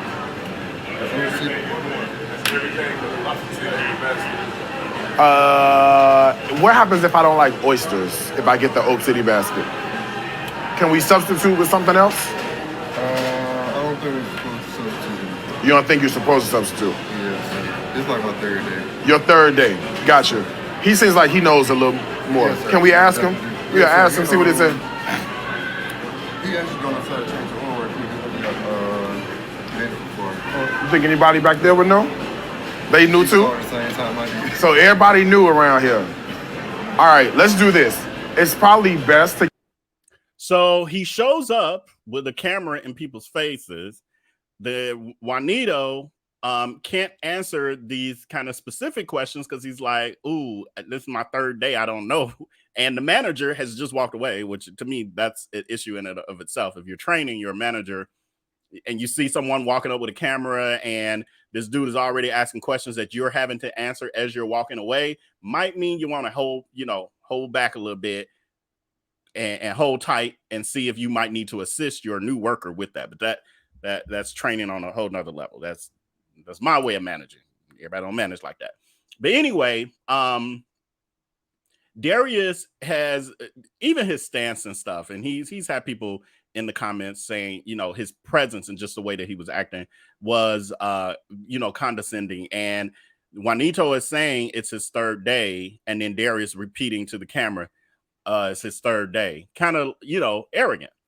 And this is why you would call ahead and let them know, hey, you know, I'm a social media influencer, predator, aka predator, that has been scamming for a little over a decade. My new grift is coming out and reviewing Black-owned restaurants because I could never run a successful one myself. So I'm looking for ways that I can steal ideas from you and potentially maybe start this grift again. And so I just wanted to give you a heads up that I'm going to be in your town on this day because I do these dining with diarrhea events across the country with my DHAGs. I have a cult following. They act like cult members, and I indoctrinate them by playing church every night with my taco meat chest. And many of them are in love with me, although I am a sissy, because I call myself a sissy, and I've called myself, well, he hasn't called himself a stunt queen. I call him a stunt queen. But, you know, he probably says that in the conversation too.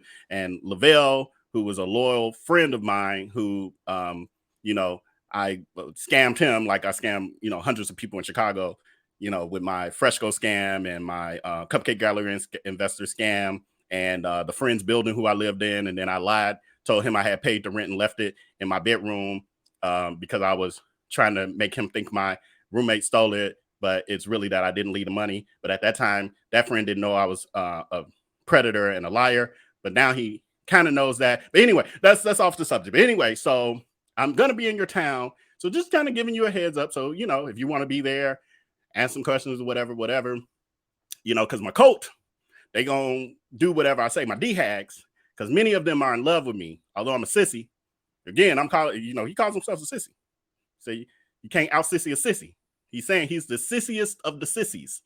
So he should let them know. I have a bunch of DHAGs. Many of them are lonely, and they think they can convert me, although I'm a bottom. He says this now. These are not my words. These are his words. He says in his jacked profile that he is a bottom and all the tops to the front. And then he has the naked picture with his booty out. We have that. We ain't putting all that on YouTube, but maybe one day on Patreon. Y'all join the Patreon. We might get a little gritty over there. But anyway, okay. So he should do those sort of things. He should introduce himself and who he truly is, the predator, and say, you know, just letting you know I'm a predator. And so, you know, if you want to be around for my predatory practices, this would be a good idea for, you know, just to give you a heads up so that you don't have brand new employees at the front counter who I'm harassing and giving a hard time to, because I'm a person who has no heart, no morals, and no compassion. And I act like I've always lived in greatness and been, you know, a multimillionaire. And I forget that I filed 3 bankruptcies and have been evicted from at least 3 apartments that Lavelle knows of. Actually, no, I'm sorry, 4. And then, so he's not saying none of that. He's not treating Juanito like, hey, Juanito, I understand the position you're in, man. You know, there was a time where I wasn't making that much money and I couldn't pay my bill. I ain't had no car, man. Vale used to drive me around. You don't remember none of that, though.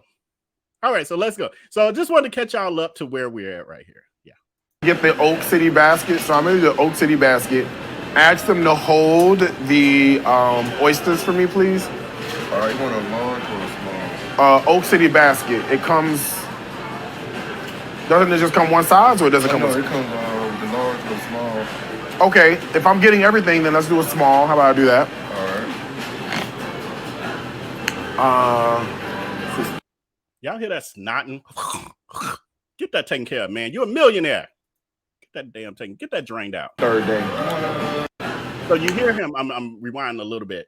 So the condescending behavior of now this is the second time he's repeating third day. So it's his fault that he just started a new job and he doesn't know every effing thing about the menu and how to deal with difficult customers yet. This is his fault. So you want to insult him, but act like, well, huh? Well, I was so kind. You were so condescending. And we're not idiots. He's not an idiot. He knows that you're being a stunt queen, a sissy. You say you're a sissy. You're being a sissy. And he saw that. This is third day. Oh, remember, thank you for that. Who just said that? I'm sorry, the chat moving so fast now. Oh, that's Jules 808. Yes. Asking you shall receive. Remember, where's Vail? Where's the expose? Here you go. Yeah, I do actually. Maybe calamari could be a good idea. If you could do that, would be great. So with the basket, do I get the? Do you know if I get the hush puppies too or no? Yes, hush puppies do come with it. Okay, hush puppies come with it. It's a whole food hall. Actually, they don't. They don't. That's fine. No, that's fine. So Lana, do that. I'll do an order of the hush puppies. And it doesn't seem like this comes with the lobster tail. Oh, no. So why don't I do a small on the lobster tail? And just as a person who knows this stunt queen, has known this stunt queen personally, for a decade or so, I know the tone and everything. It's very condescending. Like, it's not his natural tone. It's not his, normal way of interacting. It's a very superior tone that he's using in this situation. And he's showboating on the camera because he knows that he's recording this particular video as content for the D-Hags, for the cult. And so he's showing out a little bit for them too. This is all within that tone. So for those of you who may not really be able to read through it like that. And that covers what kind of fish is it? Do we know? Whiting. Okay, so then that comes with everything. The fries, the seasoned fries come with that? Yes, right. Okay, so then that's it. That, and then I'll take, what drinks do you have? We don't have drinks. You don't have drinks today? Okay, well then I'll take that to go. All right, what's the name for the order? Darius, Darius.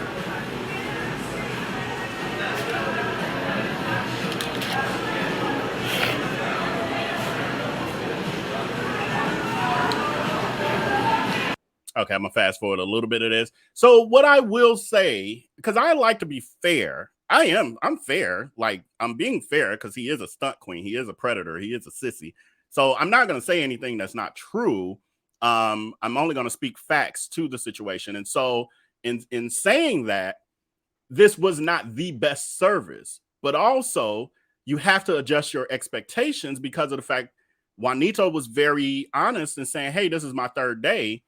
I've been places and dealt with people who were brand new and they didn't even tell you they were new. And when you find out later, maybe because you have to get help from someone else or a manager or something, and you find out they were new, it's like, oh, well, had I known you were new, I wouldn't even kept it going this long or whatever. I would have asked for some other whatever. And so Juanito is honest enough to let him know, which us normal, people who have had healthy childhoods, etc., and know how to interact with people on a proper level and aren't sociopath, we would adjust our interaction with that person so that we're not harming them or making it a worse interaction for them, and understanding that this is a learning experience for them.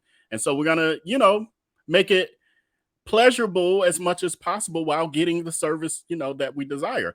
Darius could have held back and said, oh, that was your manager who just walked away. Well, I'm doing this on camera for my D-Hags, and they think everything I do is great and I can do no wrong. And so how about I just hold back till the manager comes back so that we can kind of make sure this flows easy. Because I am also reviewing a Black-owned restaurant, and I'm here because I care about Black-owned businesses. And so, of course, I would want a Black-owned operation to be in the best light in front of my millions of burner bot accounts and the few hundred D-Hags that I have. So, but no, that's not what, he does. He's a sociopath and a sissy and a stunt queen.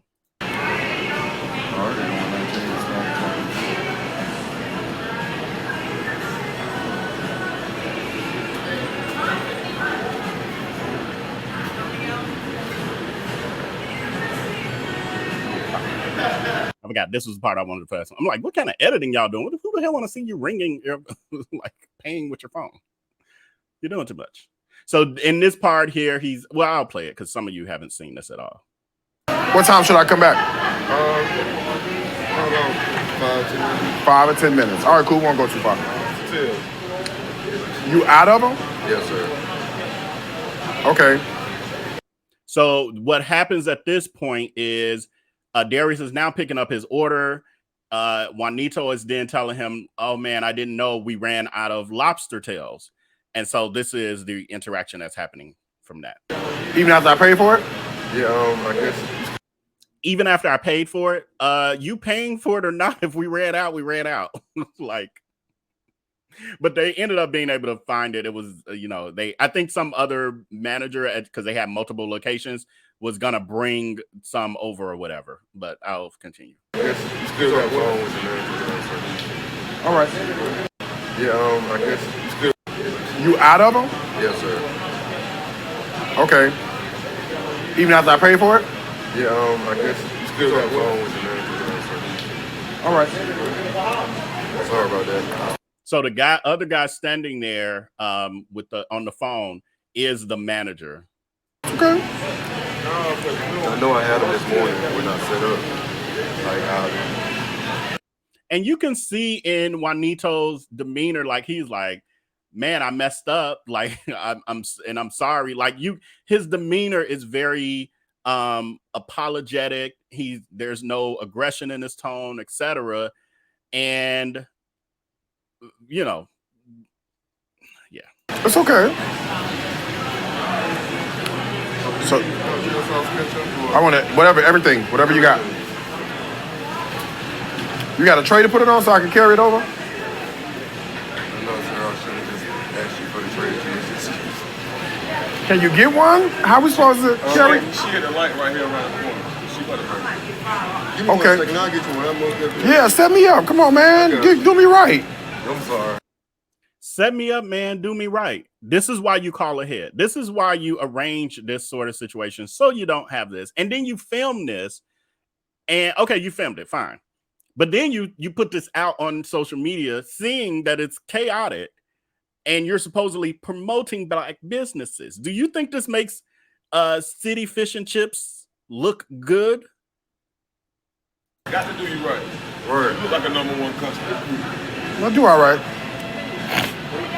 Jesus, that's none.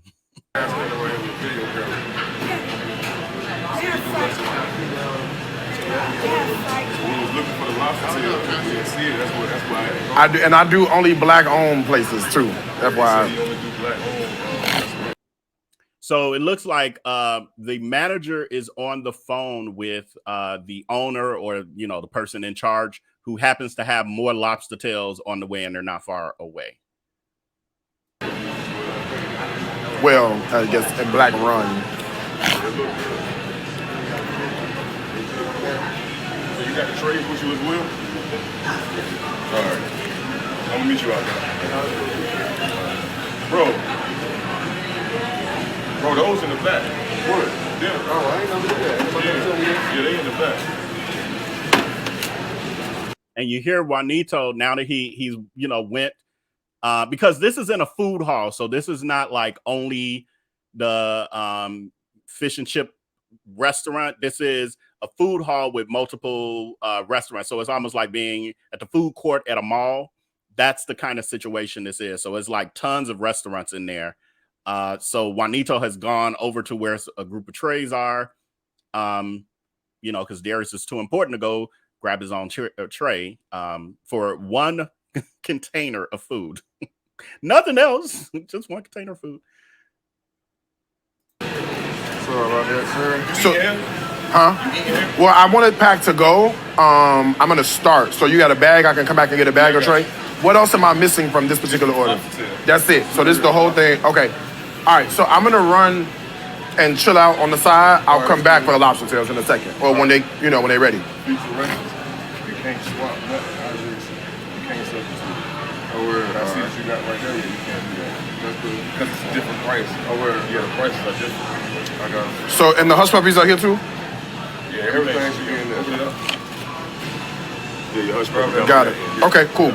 I will be back for the lobster. All right. So I don't have everything on purpose. I don't have everything as a part of,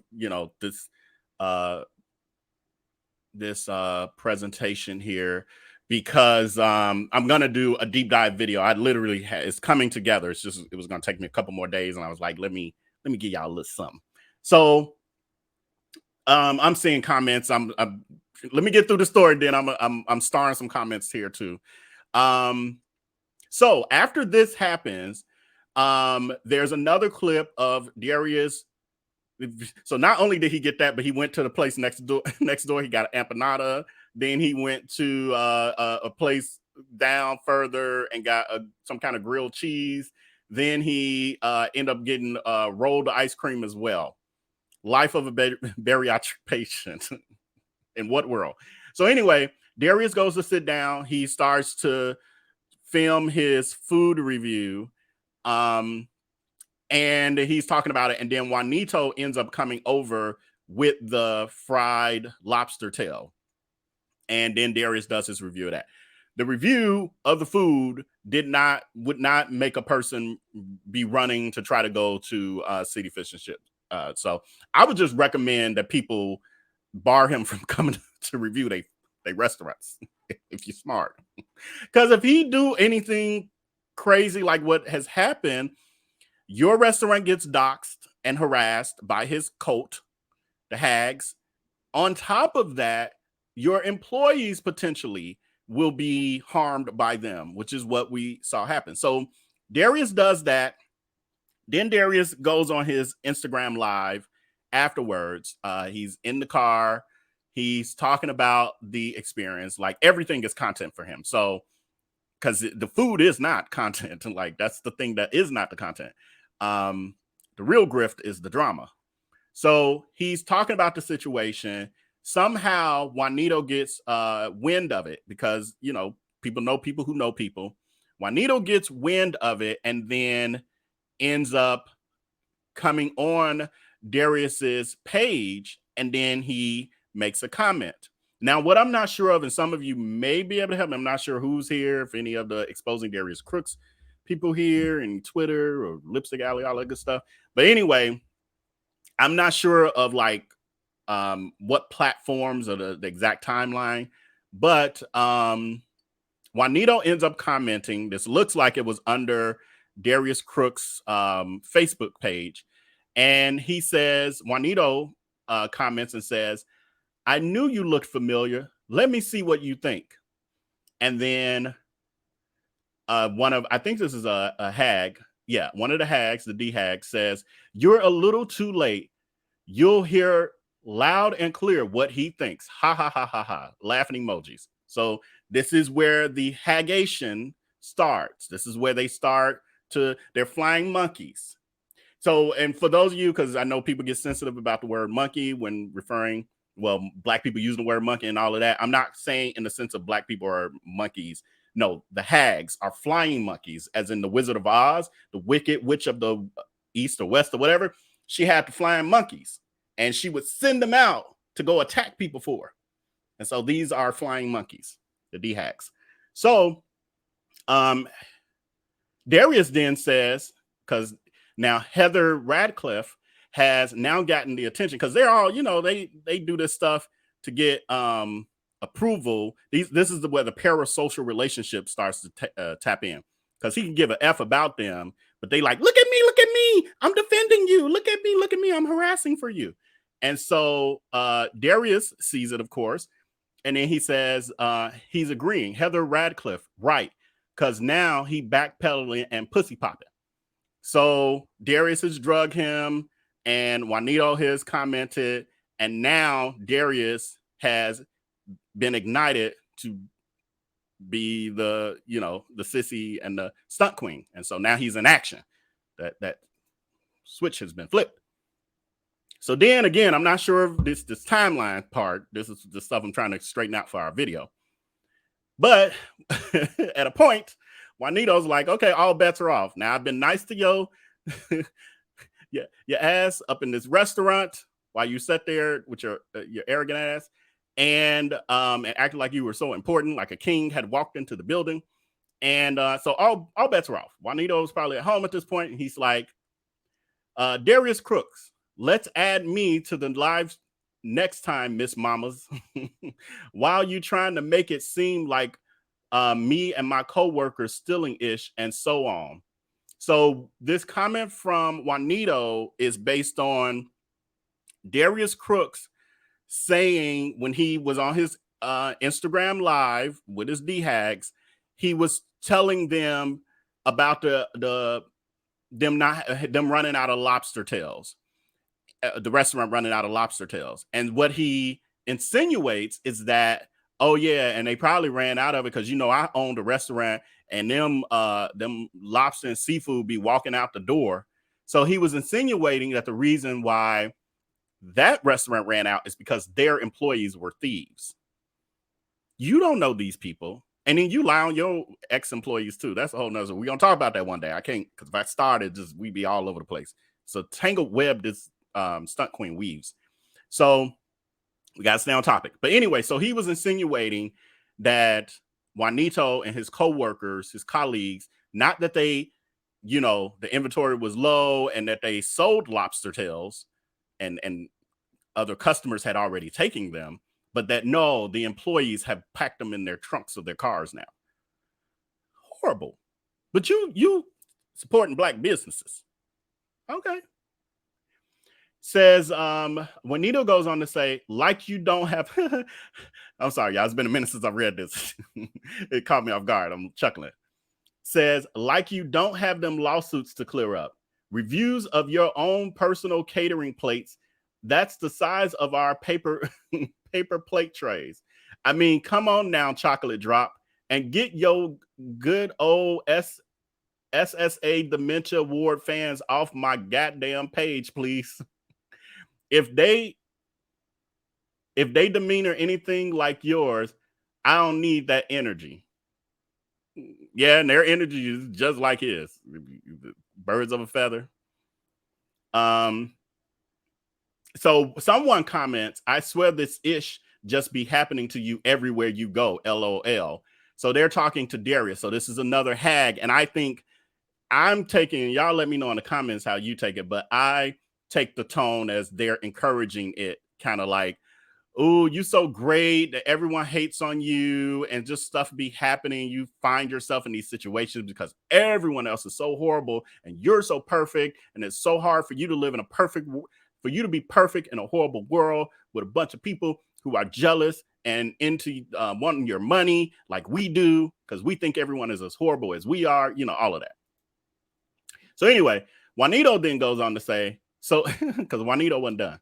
He says, so Darius Cook's big bacon back, rusty neck, sleuth-footed, knock-kneed, black mark, round eyes, looking like a goddamn raccoon, diabetes, SSA, ankles, got some nerve to feel a way and go on Instagram Live talking about woodoo old me.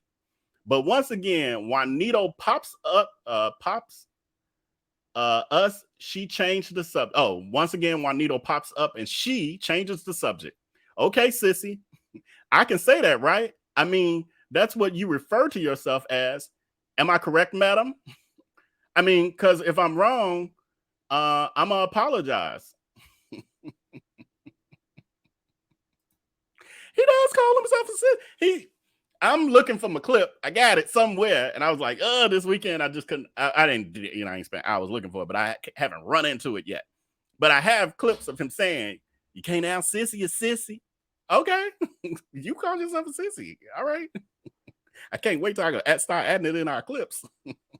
Say it again for me, like more recently, so somebody can grab it. Anybody out there, y'all, the screen recorders out there who watch them live, I need that. Can't out sissy a sissy. Or even just him saying sissy. Calling himself sissy. I'll work it out. Just send it. Put it on Twitter or whatever. I grab it. Anyway, so we have that. So now, full force. This is how Darius Crooks works. When it comes to these situations, you cannot stand up against him. He is supposed to be the queen, the stunt queen. Everyone must bow to the stunt queen. And so, because Juanito is a person who is not a public figure and doesn't have a platform, Darius used that as ammunition to be able to crush him. So he sends the flying monkeys out and they all on Juanito's page and they digging up Ish and they calling, his employer and how you got somebody working for you that's like that. And I'm going to make sure nobody else come there and all of that. They do all that. And so in the meanwhile, Darius is like, time to rinse and repeat my normal scam, my Ponzi scheme, which is now I'm about to turn this into a profitable beef. He calls them beef, but it's his stunt queen antics. So what he then does is create a discount code. This is the thing that trips me out, but I'm gonna finish first. So he creates a discount code and he creates a t-shirt. You watch this. This is a wash and repeat scam. He does this every time. He's done it with Sonny Anderson. He's done it with the Kitchenista. He's done it with Mel Ford. And it's a list that goes, Bridget, there's a regular customer who he scammed, and then her brother stood up for him. She was standing up for herself, and then her brother came out, but her name was Bridget. And so he created a t-shirt line, Don't Be a Bridget. So this is his thing. And so then these D-hags, flying monkeys, they like, what should we do, master? What should we do, stunt queen master? And so he's like, and then they like, we need a discount code because we're going to make them mad because we're going to spend our money on you. What? You are some idiots. That shit is funny. So anyway, same thing here. Watch and repeat. He creates a t-shirt line because he was called, and again, these are snippets. It's not everything. Because in one of the comments, Juanito called him queenish because he's a stunt queen. And so Darius Crooks creates a queenish and a kingish t-shirt. Well, all he did was like he goes on his t-shirt site and type in that and create a quick little Photoshop logo. And he put it on these t-shirts. I mean, these sweatshirts, t-shirts, or whatever. And then he puts out a post and says, introducing the new Juanito line of tees and hoodies. Grab a queenish or kingish tee or hoodie. Be sure to use discount code. And I think the discount code was queenish. So now they buying it up. Not us. We're supposed to be the ones being punished, right? Like us who are speaking out about him should be the ones who are punished. Why are they being punished? Because they spending money. What? Okay. If it works for y'all, okay. So they spend money. And then the next piece of this, the next part of the scam is then Darius supply and demand. So then what he does is create buzz around it. So now it's the drama. So it's getting attention. And then he is making some profit, but then he inflates what's really happening so that more of the D-hags who believe every word that this scammer and Ponzi schemer and predator say, they're believing the hype. It's all created marketing. It's smoke and mirrors. They believe it, and they're like, oh, I want one too. I want one too. Because I've seen 5 people post that they got it and they just ordered it. Out of the 5, probably 3 to 4 of them are his burner accounts. You can program them to do that. We're going to talk about that one day. I'm going to break all that down for y'all. So they thinking 4 of these hags then bought, 4 or 5 of these hags then bought it. Might have been 1, if that. Might have been none. And he was posting that under different accounts. They call bot farms. Look them up. I actually posted it on our Facebook page and our VIP group too, explaining it. It's the definition of bot farms. You can buy them. I can have it. If I wanted 1 million followers, well, on paper, if I wanted y'all to be like, ooh, Vail got 1 million followers, I could buy them. I could do that. The difference is you'll know the difference that I don't really have that many as that based on my engagement. If you see me all of a sudden with 1 million followers, and you'll never see that because I ain't doing that bullshit. But if you ever saw me with 1 million followers and you still see me with 200 people in our live streams, that ish ain't true. It's not true. That means I bought the rest of them. They're not real people. That's how you know that Darius has bought many of his followers, because his engagement is like mine for the most part, except for even when he has drama, it's like mine. It's at my level. It shouldn't be. Your platform is like almost 100 times bigger on paper than mine. That's why you started trying to be a blogger, a gossip blogger, because you saw that my engagement was higher than yours. You're supposed to be making more money than, well, you're making more from your scamming for sure. you ain't making more on your platforms than, well, I ain't gonna say that. You ain't making more on your YouTube than me, because your views are in the same realm as mine. Anyway, but they don't know all this. They not educated. They ain't got common sense either. They ain't got critical thinking skills. That's a whole nother story. Anyway, so back to this. So now he has, you know, he's building up the buzz. We're gonna get them. Spend money on me. Make me appear richer.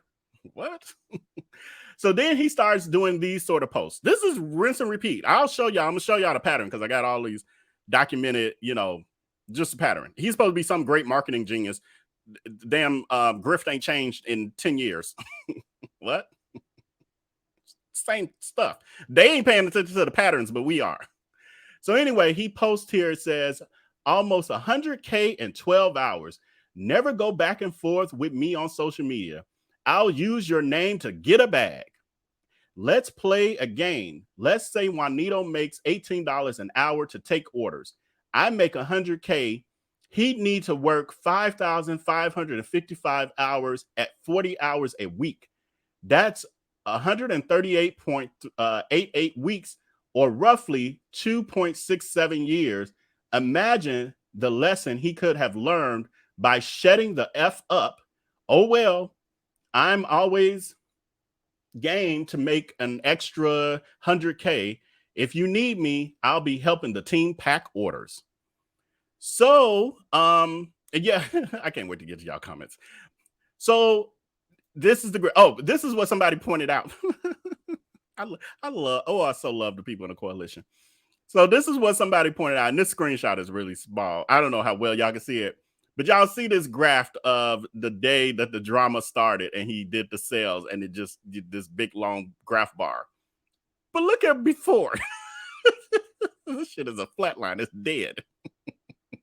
Ain't no heartbeat.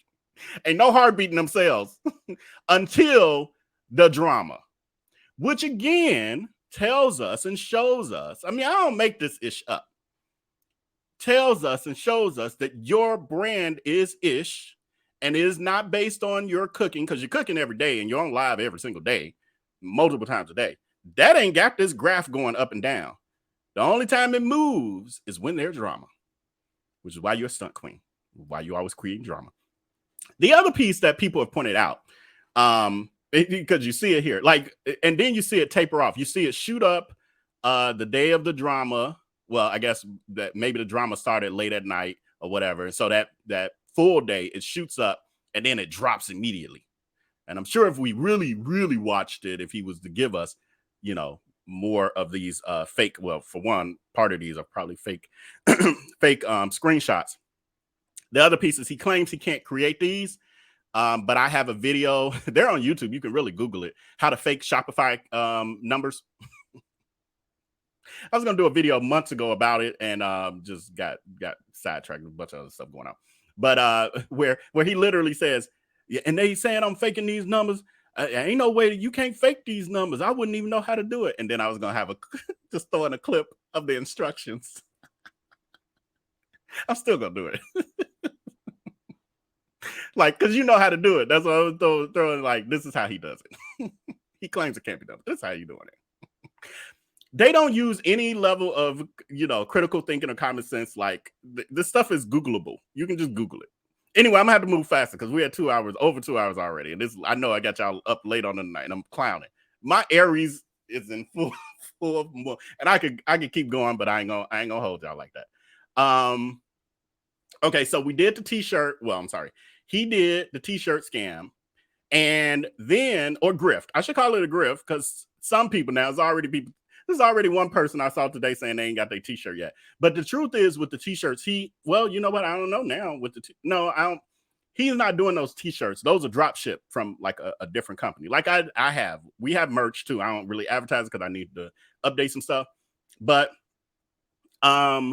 with the with that, it's drop shipping. So if y'all order my mugs, my notebooks, I almost wore my sweatshirt today, my hoodies and all of that, I'm not here packing no damn hoodies. I'm not here stamping my logo.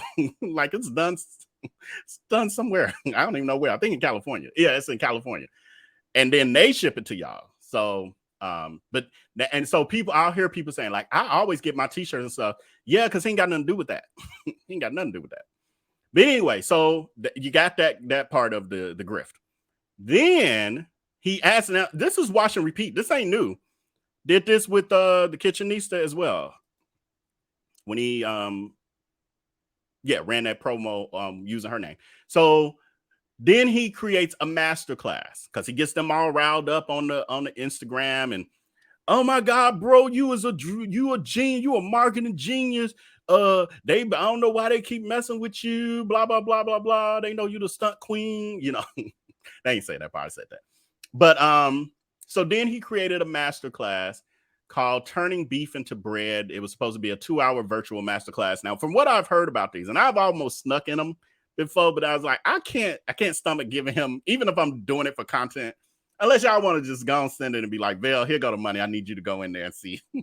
But I have not been able to stomach the idea of spending money, even if I'm just being nosy, for content purposes. I shouldn't say even being nosy. I'm researching. Even for research purposes, I just can't. I haven't been able to spend my money on it. But he's done this before. He charged $75. What I've heard is that people with the previous ones, people weren't getting the links. There was a major problem with the other one. I think he even had to give out some kind of apology on some level, technical issues, all this other stuff. But anyway, so this is a part of the grift. He constantly does this as well. I haven't heard anything about this yet. Not saying there's nothing out there, but I haven't run into any comments of people with, not having broken links or anything like that, or any response from it. I do know that's rinse and repeat as well. Like it's the same. Why people think they could follow a person who tells them I make money by creating drama, and they think that this is a successful business model for them and their clothing store or their construction company or their or their catering business. This don't work for everybody. It only works for sociopathic predators.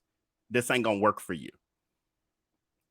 I don't know, but to each his own. Have at it. Then Darius, he taunts, he continues, and he posts, you're wondering where your views went. Meanwhile, I'm the blueprint. Who are you talking to? I don't even know what that means. Whose views went anywhere? And the people, when your views go up, they go up because of the fact that people are watching your drama, because they're waiting to see people expose you as usual, per usual. Was there another? Oh. I'm sorry, y'all. That's what I'm a little. There's one other. Yeah, there was one other video. So after this, wait, let me make sure. Yeah. Oh no, I'm gonna just do this one. Then I'll do this next part. So then we got the flying monkeys, aka D-hags. We use them terms interchangeably. They're the flying monkeys or D-hags, whatever y'all want to call them. Commenting. There's a bunch of them. This is just one I put in here for us tonight. Carolyn Andrew Glover says, the Juanito collection, Darius Crook's friend, you are petty and I love it. And then he responds, petty AF. Yes, he is. He is that. But they encourage it. So they're not there saying the way that your food and all of this is great. She's saying she enjoys his petty. That's part of the cult. There's different demographics within this cult, but I'm gonna break that down in another, when we get to that series where I break down the D-hag cult, and that there are different tiers and levels. There are some people who do watch him truly for the food, the unhealthy diabetes inducing food that goes against everything that a bariatric patient should ever do.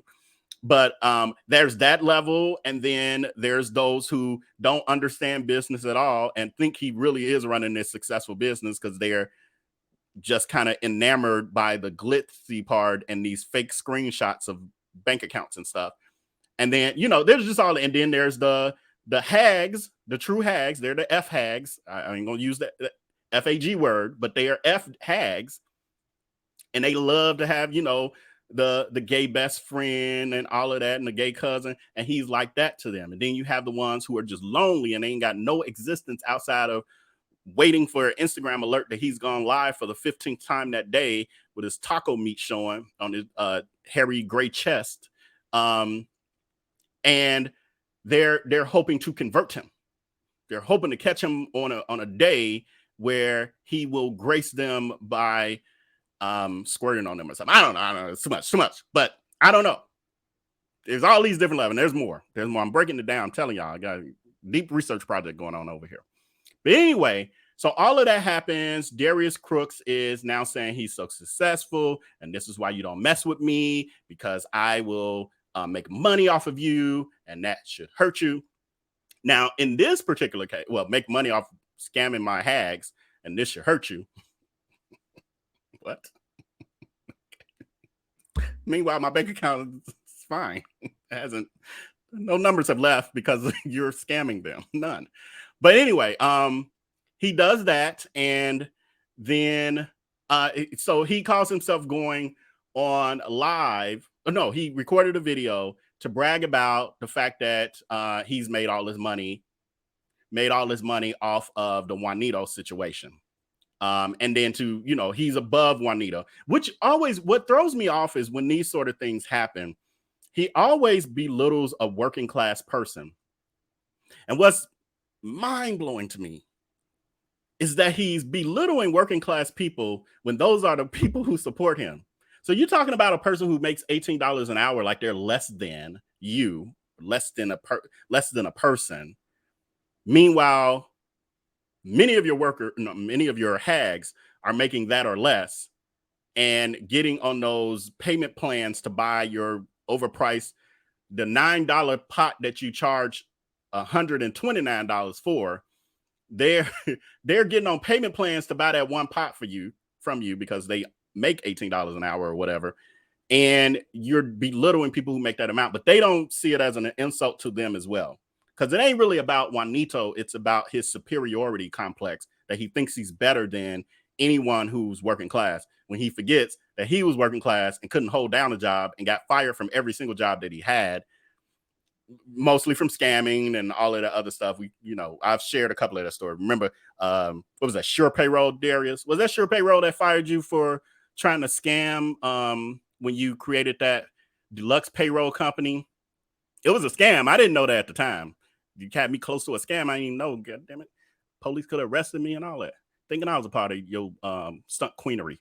But I know it was deluxe payroll, but I think you worked for Sure Payroll. And you remember you created that fake payroll company, and then you tried to steal Sure Payroll. I'm thinking the company he worked for was Sure Payroll. He also worked for ADP, but because he loves to throw out people's history and doxing and all that. I'm like, might as well tell everything. So anyway, when you lived on, what's that like? That was on Central. When you lived on Central in that apartment with the balcony, the little concrete balcony. But yeah, because I remember you was in the room, you was, creating a fake website. I didn't know it was fake. I thought you was really starting a legitimate company. I didn't know you was a stunt queen at that point.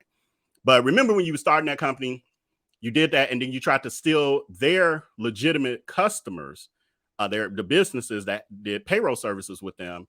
And then they found out. And then remember when you told me, I got to shut all this down. I got to delete all this stuff. Like he was trying to shut down the website and stuff. So because they had got wind of it. I think one of the customers called there saying, did you know your rep is trying to recruit me for their company? But what I really think is it was a scam. I really think Darius was trying to get, now that part is alleged but he's such a stunt queen. Looking at the history of like him always trying to get people's financial information, having the above 701 credit repair scam that the state of Georgia fined him for. He has a judgment out there for that. That's still, we're going to talk about that one day. We're still going to get to it. But having that, I think his plan was to get the information, because now you have employees' information. You got social security numbers, et cetera, et cetera. Because I always wonder when you got evicted from, was that Huron? Was that apartment on Huron? I feel like it was on Huron. When I first, that was like when I first met you. You lived on Huron, and then you got evicted within a few months of me knowing you. And then you stayed with me for about 2 months. No, I'm sorry, 2 weeks. 2 weeks. And you had lost your car. Your car had got repossessed. Because remember, you used to live like regular folks too. Like you had a real life struggle, and you haven't always had money that, you know, before you scammed all these people. I think that's why you scam, because you don't want to go back to that, right? I mean, God is going to sift your money as wheat. Like it's going to happen. I mean, it may not happen in that way. Like you might be in jail and just lose access to it all. I don't know how that's going to work out. That's on God. God ain't talked to me about that part yet. He just told me I got to continue this. That's the only part I know right now. You know, God reveals it when he's ready. But anyway, so what I always has started to question down the line, like, you know, back in the day, before I knew you was a stunt queen, I used to think like, oh, he's such a hard worker that somehow miraculously he has saved up enough money within 2 weeks to get on his feet and have a security deposit and first month's rent and whatever else you had to have for that apartment on Lake that you end up getting evicted from that later on too, down the line. But yeah, I was just like, wow. And it was a nice apartment. He always got a nice apartments though, y'all. Always got nice apartments. But now what I have surmised based on this decade long of just sprawling receipts of your scamation, building the scampire, is that you somehow scammed with that. That's how you got enough money in 2 weeks. Because was you even working? No, because you had also lost, damn, I forgot this part. You had also lost your job. I ain't laughing like that somebody losing their job, but I'm laughing at the irony of me not realizing back then. Because I was just a trusting person. Like I don't know scammers personally, except for you, Darius Crooks. Like the people we grew up, I mean, you know, that we hung out with, I still hang out with all of them, even though you lied on live and said I'm not friends with them no more. We was just in Mexico. Where did we recently go? Weren't we just in Mexico? My friends got to let me know. Gil, I don't know if Gil's still there. But anyway, we were just out of town like a month or so ago, whatever it was. But we're always traveling. So, but yeah, so it just occurred to me, like over time, hearing all this, I was like, that stunt queen was scamming back then. That's how he was able to get enough money in 2 weeks. I mean, you're a good scammer because you was able, even back then, and you was only 20 then. So you've had a lot of practice. You've had a lot of practice. So that's why, like, when you see a person like Juanito, who's a hardworking young man, you know, working behind the counter for $18 an hour, making an honest living, you've come so far away from that with all this scamation that you've forgotten that was once your story. Actually, you didn't even make $18. Well, no, when you work for CPS, because you know you lied a lot to get jobs. So when you lied to get that job at CPS, you were working in payroll. Did you do some scamming there? Is that why they fired you from that? I'm wondering. I don't know. We'll look into all that later. Anyway, I've gotten sidetracked. Y'all getting me sidetracked. We ain't got to the comments yet. All right. So last thing is Darius Crooks, forgetting all of that history. And there's so much more, but those are little pieces I just remembered. Forgetting all of that history, now wants to educate Juanito, who through his actions has now been fired, meaning Darius Crooks has created such a toxic thing. Juanito was like, all bets are off. I'm at home. I'm going to war. I'm just saying whatever. And that shit was funny. So, Juanito, we got our lives from it. Unfortunately, because you were the low man on the totem pole, it wasn't a good look for the business. And Darius's D-hags were, you know, harassing that business and all of that. And so, you know, y'all lost. They had to let you go. That's just, you know, what happened. So anyway, so Darius rebelling and all of that, like, ooh, see, you don't mess with me. He then did a video where he calls himself educating Juanito about customer service, something Darius Crooks is horrible at. This is partially, in part of why he's known as a scammer throughout these United States of America and internationally. Oops, I wasn't going to say that yet. Patreon know what I'm talking about. We're going to get to it, though. But anyway, that's why he's known as a scammer, because he's horrible at customer service and other things, but also a predator and all this other stuff. But now he's going to educate this hardworking man because he made money off of this beef. So let's listen to so this what this is The video that he did where he's, talking about his greatness and why you don't mess with him and nobody should touch him and all of these other things. Everyone should run in fear. All of y'all, he wasn't talking to me because I ain't scared of him.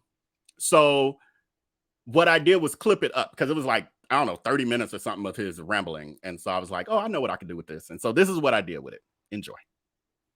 Oh, it looks like we're getting one of those rare peeks into Darius Crooks actually telling some truths about how he is a internet influencer who is able to continue his raft of predatory practices and scamming and sociopathic behavior. And in this recent clip that I grabbed, Darius finally admits some of this publicly. And he has a warning for any of you who may choose to attempt to speak truth to his predatory practices. And for everybody else who's on the outside looking in, feeling like you, I don't know, want to go up against me, want to challenge me, don't. I don't have anything to lose, right? And he tells you right there that one of the reasons you would never want to come against him and speak any truths about being wrongfully treated or scammed or expose any of his negative predatory behavior towards you, he's letting you know that he has nothing to lose, which basically means he's morally bankrupt. But let's continue. Once your name is trashed on a national level, Forbes and Black Enterprise, that's it. What else can you do? You've done it all. And he also goes on to finally admit that his brand and his name is really officially trash at a national level, which means that he's fully aware that he's been relegated to scamming his same DHAGs repeatedly. Because the mass public definitely has the common sense and critical thinking skills that it takes to know a scammer from the fruits that they bear, or the lack thereof in this case. So I have nothing to lose and the world to gain. And he also confirms what I've said and many others have, that all he cares about is worldly gains and not his followers or having a good heart or being a person that is purpose-driven for leaving this world better than he found it. He's letting us know that he only uses the Christianity and Baptist Church Act to indoctrinate his blind following of DHAGs to get their hard-earned money by overcharging them for the cheap goods he gets from the Alabama.com website, where he marks up those products 200 to 400% above his cost. So I'm at a really great advantage point. So I'm just saying, you got to be very careful when you do that kind of out here on the internet. And it doesn't go away, man. And he admits that he's aware that his actions on the internet have not gone away, meaning the documented proof of his decades plus of scamming and predatory practices that continues to present day is receding all over these internet streets. And of course, I'll continue to share those with you, so definitely hit that follow button. Like the actions you do on the internet, somebody's screen recording that, somebody watching that, And he is very correct. There is always someone screen recording and watching to continue to expose this horrible internet predator. Yes, so that watching that video, so that was clips of that 30-minute rambling of him talking about his greatness and how everyone must fear him because see what I did to him. I was able to get him fired, or my flying monkeys, my DHAGs were able to get him fired, or create enough, humbugging that he ended up getting fired. And so it's kind of a warning shot to the rest of you that don't speak up, because that's what he does in order to continue his grifting. Okay, it's so many comments I ain't gonna be able to I was trying to star as many as I could, but there's so many that I'm just gonna get to the comment. There's, you know what I'm gonna do first? I'm gonna do this last piece, and I'm real quick on this one. So the part 2 to this is that there's a new victim on the horizon. This guy, and this, I just literally found out about this like 45 minutes before I was going live with y'all, so I couldn't dig too deep. But there's this new guy who his name is Corey. I ain't gonna do too much promoting because I ain't a fan of what's happening here. But this guy, Corey, is a bartender influencer, and he's trying to grow his brand. And Darius has put out somewhere that he was looking for a bartender for Chicago, whatever's supposed to be happening. Again, I don't follow him like that, y'all. I know it might seem like I do, but I really don't. I get most of my information by looking at what other people saying, and then I'm like, oh, that sounds interesting. Let me find out more about that. Or otherwise, I'm just scrolling and laughing.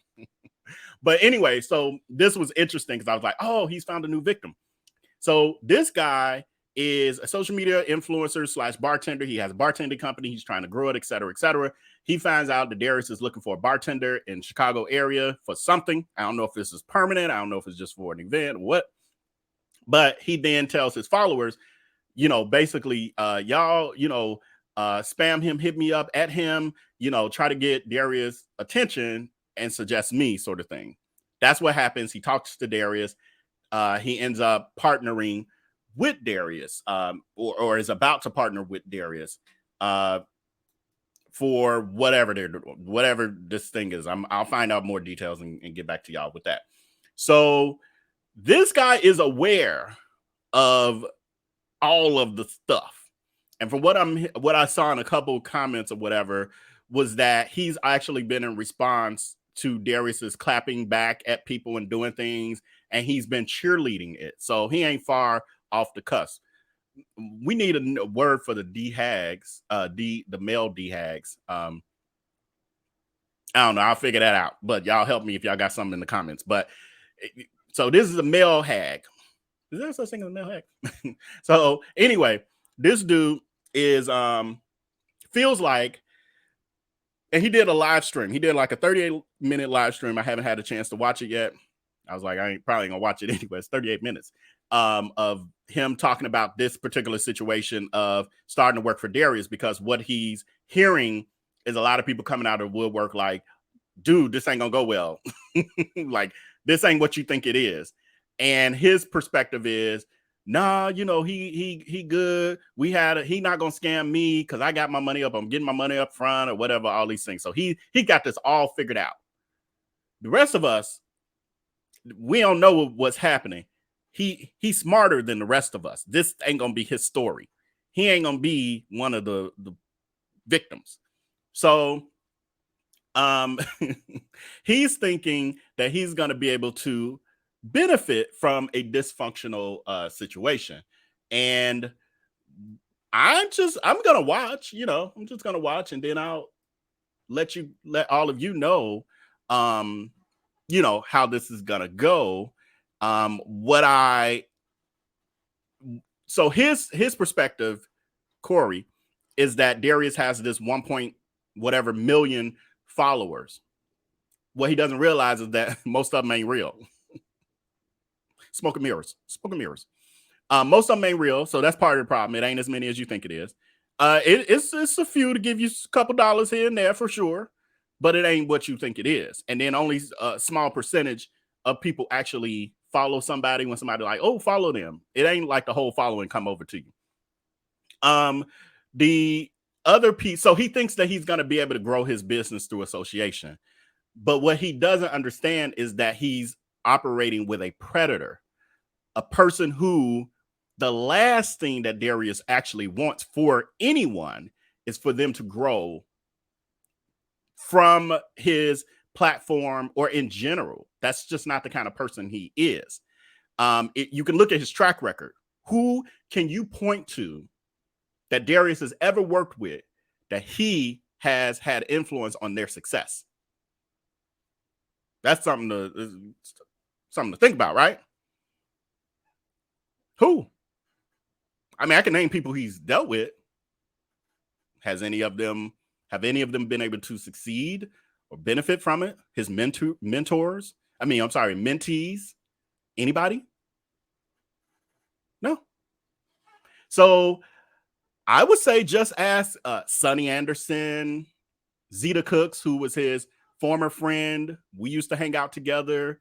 She also was his co-host on his podcast. She's a successful chef here in Chicago. Now she's like really growing her brand. He stopped being friends with her because he said she wasn't growing her brand quick enough, fast enough. That don't even make sense. The truth was he was threatened by her talent because she has a good heart. I still communicate with her. She has a great heart, and she can cook, well spoken, like looks beautiful, all of that. She has it. And he was threatened by that because people on the podcast, he's condescending and everything else. And people were reading that through the podcast. So people didn't really like him, but they loved her. That was a problem. So he had to end that relationship. You have the travel agent of the Cruising with Darius Crooks fiasco. She was a successful travel agent, was putting the stuff together. He saw how much money she was making. He didn't want her to make that kind of money. He wanted to make it himself. So then he cut her out and started trying to do it himself. The ish fell apart and people were rooms messed up, all kind of stuff. And that became a fiasco. We'll talk about that one day.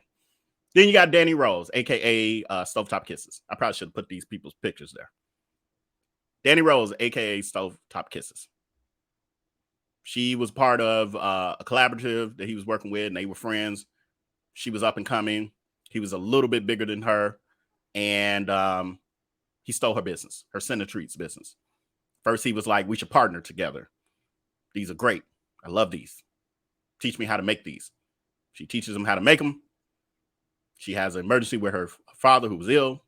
She goes back to the South, get her father. We can tell because we just talked about Kim this past couple days. He don't care about nobody and caring for their parents because he ain't got no parents. So that's not true. He got a mama, but he ain't got no relationship with his parents. And so he don't understand that. And so he used that as an opportunity to be a predator and stole the business, trademarked it, and stole her Center Treats business from under her. She don't even want to talk about it today. But because of the gravity of the story, and I know that it can help other people, I share it. And I'm not sharing to hurt or harm her, but because I know that this story can help others. But anyway, harmed her so bad she won't even talk about it.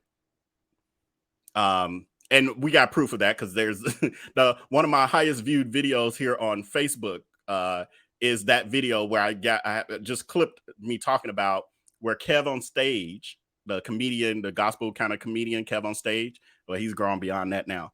But Kev on Stage denounced Darius Crooks publicly on Twitter, on social media, saying, I denounce him. I have no association with him. I don't want nothing to do with him. I found out from my friend Danny Rose what he did to her, and she didn't want me to speak about it. And so I was just quiet. But then people started thinking I was complicit with what he was doing. So I had to come out publicly and say, I denounce this scammer, this predator. So we got Danny Rose, Stovetop Kids, very successful now on TV, all the stuff he wanted. But that's because she's serving. She's using her gift to serve and not to take. And so she's succeeding, like Tabitha Brown, who wanted to be her too. He didn't know her, but he wanted to be her. Then you got the Black Food Network creator network that he created. Danny Rose was part of that collaborative. He created, this was when he was a little smaller. He was growing though. He was bigger than most of the people he would see talented influencers, cooks, influencers. And he'd be like, ooh, I like what they got. I want that. Like a vampire. I'm gonna get their blood. And then he would befriend them. Because he's charismatic. Like, we're not gonna take that from him. He's smart and he's charismatic. Again, I'm gonna always speak the truth. Whether it's in favor of the predator, the scammer, the stunt queen, the sissy, I'm gonna always speak the truth. Truth is, he is charismatic, so he can pull you in. I was friends with him for a decade. He pulled me in. So he pulls in these various cooks. There was a handful of them. I can't remember the number. It was 5 to 7 of them or so. They eventually started dropping like flies because they was like, this nigga's a predator. He's trying to steal my intellectual property, which is what he was trying to do. Trying to undercharge me. He's trying to build his platform from my gifts. And so they all started falling apart. And that fell apart. Then we got Bruce. Bruce was his mentee from Chicago, moved to Atlanta to help him with the business he stole from Stovetop Kisses, the Center Treats business. The only thing is he had stole her recipe on like the dough and all that, but she had held back that icing, and that icing was the key. And so he had Bruce cooking. Bruce be cooking is his name. Bruce was cooking, cooking them, well, bacon, really. Bruce was cooking and baking them center treats, but he couldn't get it right because Darius is not as great of a business person as everyone thinks. Like, he doesn't know everything. No one knows everything. And so Darius has always been bad with packaging and delivery, the delivering piece of it. There's always a disconnect there. Like, he's the presentation and all that. That's always a little disconnect there. And so, am I going on too long, y'all? Y'all let me know. Somebody said you can't hear me. I can't hear you. Nicole M can't hear me. Val, is Nicole the only one who cannot hear me? Am I talking too low? Maybe that's what it was. Maybe I was talking too low. But let me know. I need to see the chat moving to know. I can share more.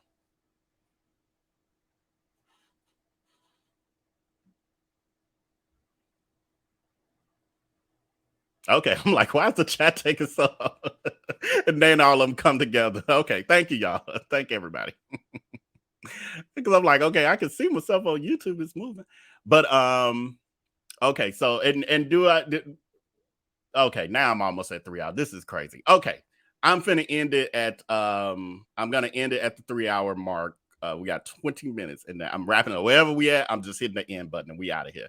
And then we'll be back tomorrow. And maybe tomorrow, hey Chef Finest Wine. Maybe tomorrow, maybe we'll just continue with some of this level of the content, because this is actually be easier for me than that deep dive research I have to do with all these various stuff. Maybe, we'll figure it out. I'll figure it out. But anyway, then we have the Bruce be cooking. So, they couldn't figure out the recipe for the icing. It just wasn't right. People wasn't happy with it. So the business he stole from Stovetop Kisses ended up crashing and burning. Stovetop Kisses, she ended up she had to, start the business again and rename it and all that. And so she was doing that, and she eventually moved on to bigger and, greater things. Then you have the interior designer of the Greens and Gravy restaurant, who Darius, similar to this situation that Corey is finding himself in. Darius, through his charisma and using his following, because even back when I knew him, when I did the work for him at the Cupcake Gallery, some of y'all know that story. When I did the work for him at the Cupcake Gallery, he tried to barter with me. And part of the way that now this is the first time I was ever charging him for anything, but part of the way that he was able to get me to discount it even more was he told me that basically I would get referrals through it. Like, people are going to see your work here and I'm going to send people your way. And I was like, okay, all right, you're a friend. I'm already charging you less, but okay, on top of that, yes, okay, fine. Guess what happened? No one ever got referred my way. And not because of my work, because I always got referrals and stuff. So same thing, fast forward a decade or so later, when he's opening the Greens and Gravy restaurant, building it out, interior designer, AKA contractor. She's designing the place. From what I hear, well, I've seen pictures too. Looks nice from what he could afford at that time. And he barters with her too. So she charges him way less than what she normally would, because he's like, oh, I got all these at $100,000 and I can, they're going to see you working and, you're going to make a lot of money off me. So she agrees and she does the work, and she's paying the contractor out of her pocket because, Darius is rich. And so she's like, of course he's going to pay me. Darius didn't pay her. He did not pay her. He did not pay her, so much so that she had to sue him. I have those legal documents. I got a lot of stuff around here, y'all. But yes. And she sued him, civil court, of course. And he did not pay her until the day before the court hearing. And I think it was like $4,000 or $5,000. I'm like, it wasn't even a lot of money. And you're supposed to be so rich. So, and then there's Christy. So speaking of Greens and Gravy restaurant, we got Christy. Christy is a long-term former friend of his from Chicago. I know Christy.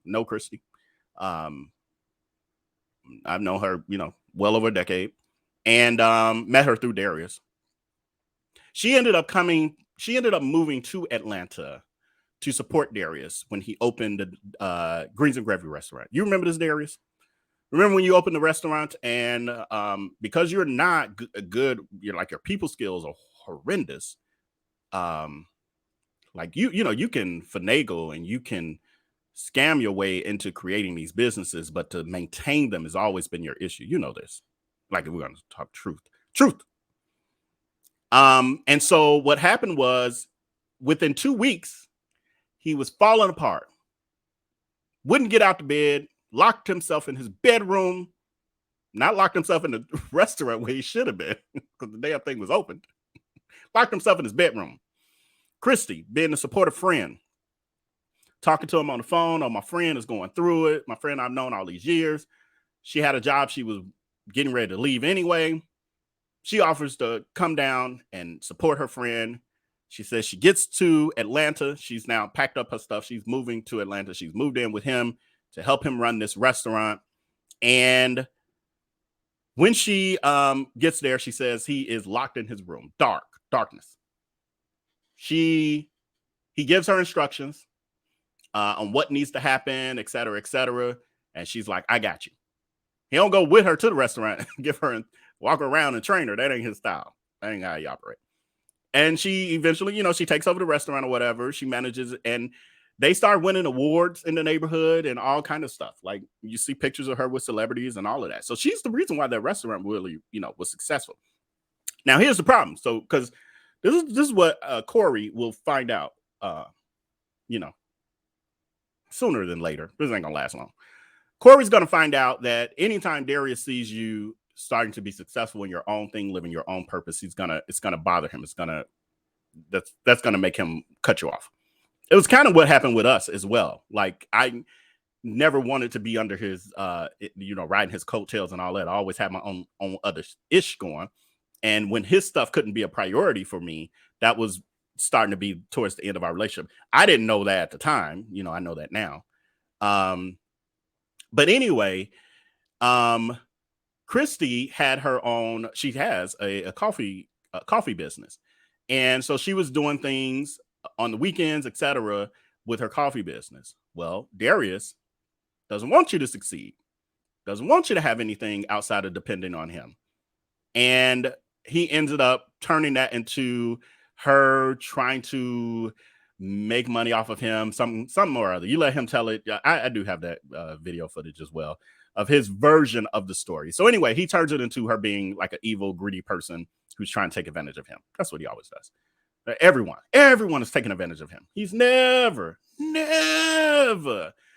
the person who he's the common denominator. Now, how many people I'm talking about? 1, 2, 3, 4, 5, 6, 7, 8.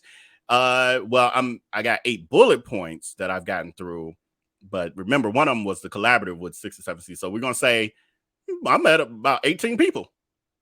And these are the ones I just jotted down right before this live, y'all. This is off the top of my head. This ain't me going through my stuff. So we had 18 people, all of them wrong. But who's the common denominator? Anyway, so after that, we just fast forward. There's more to that story. We fast forward. Then we have Marcel more recently. Let's fast forward a little bit. More recently, what was this, last year? Marcel, former sous chef. Marcel was helping him with the Dining with Darius Crooks events.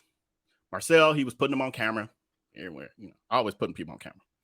And Marcel was, you know, young, impressionable, and et cetera, et cetera, et cetera. He then turns it into all of a sudden, you could see what happened was the night before, and I think I do have that footage. The night before, you could tell that there was something happening between Darius and Marcel, where Darius was irritated by Marcel, and you could tell Marcel kind of had enough.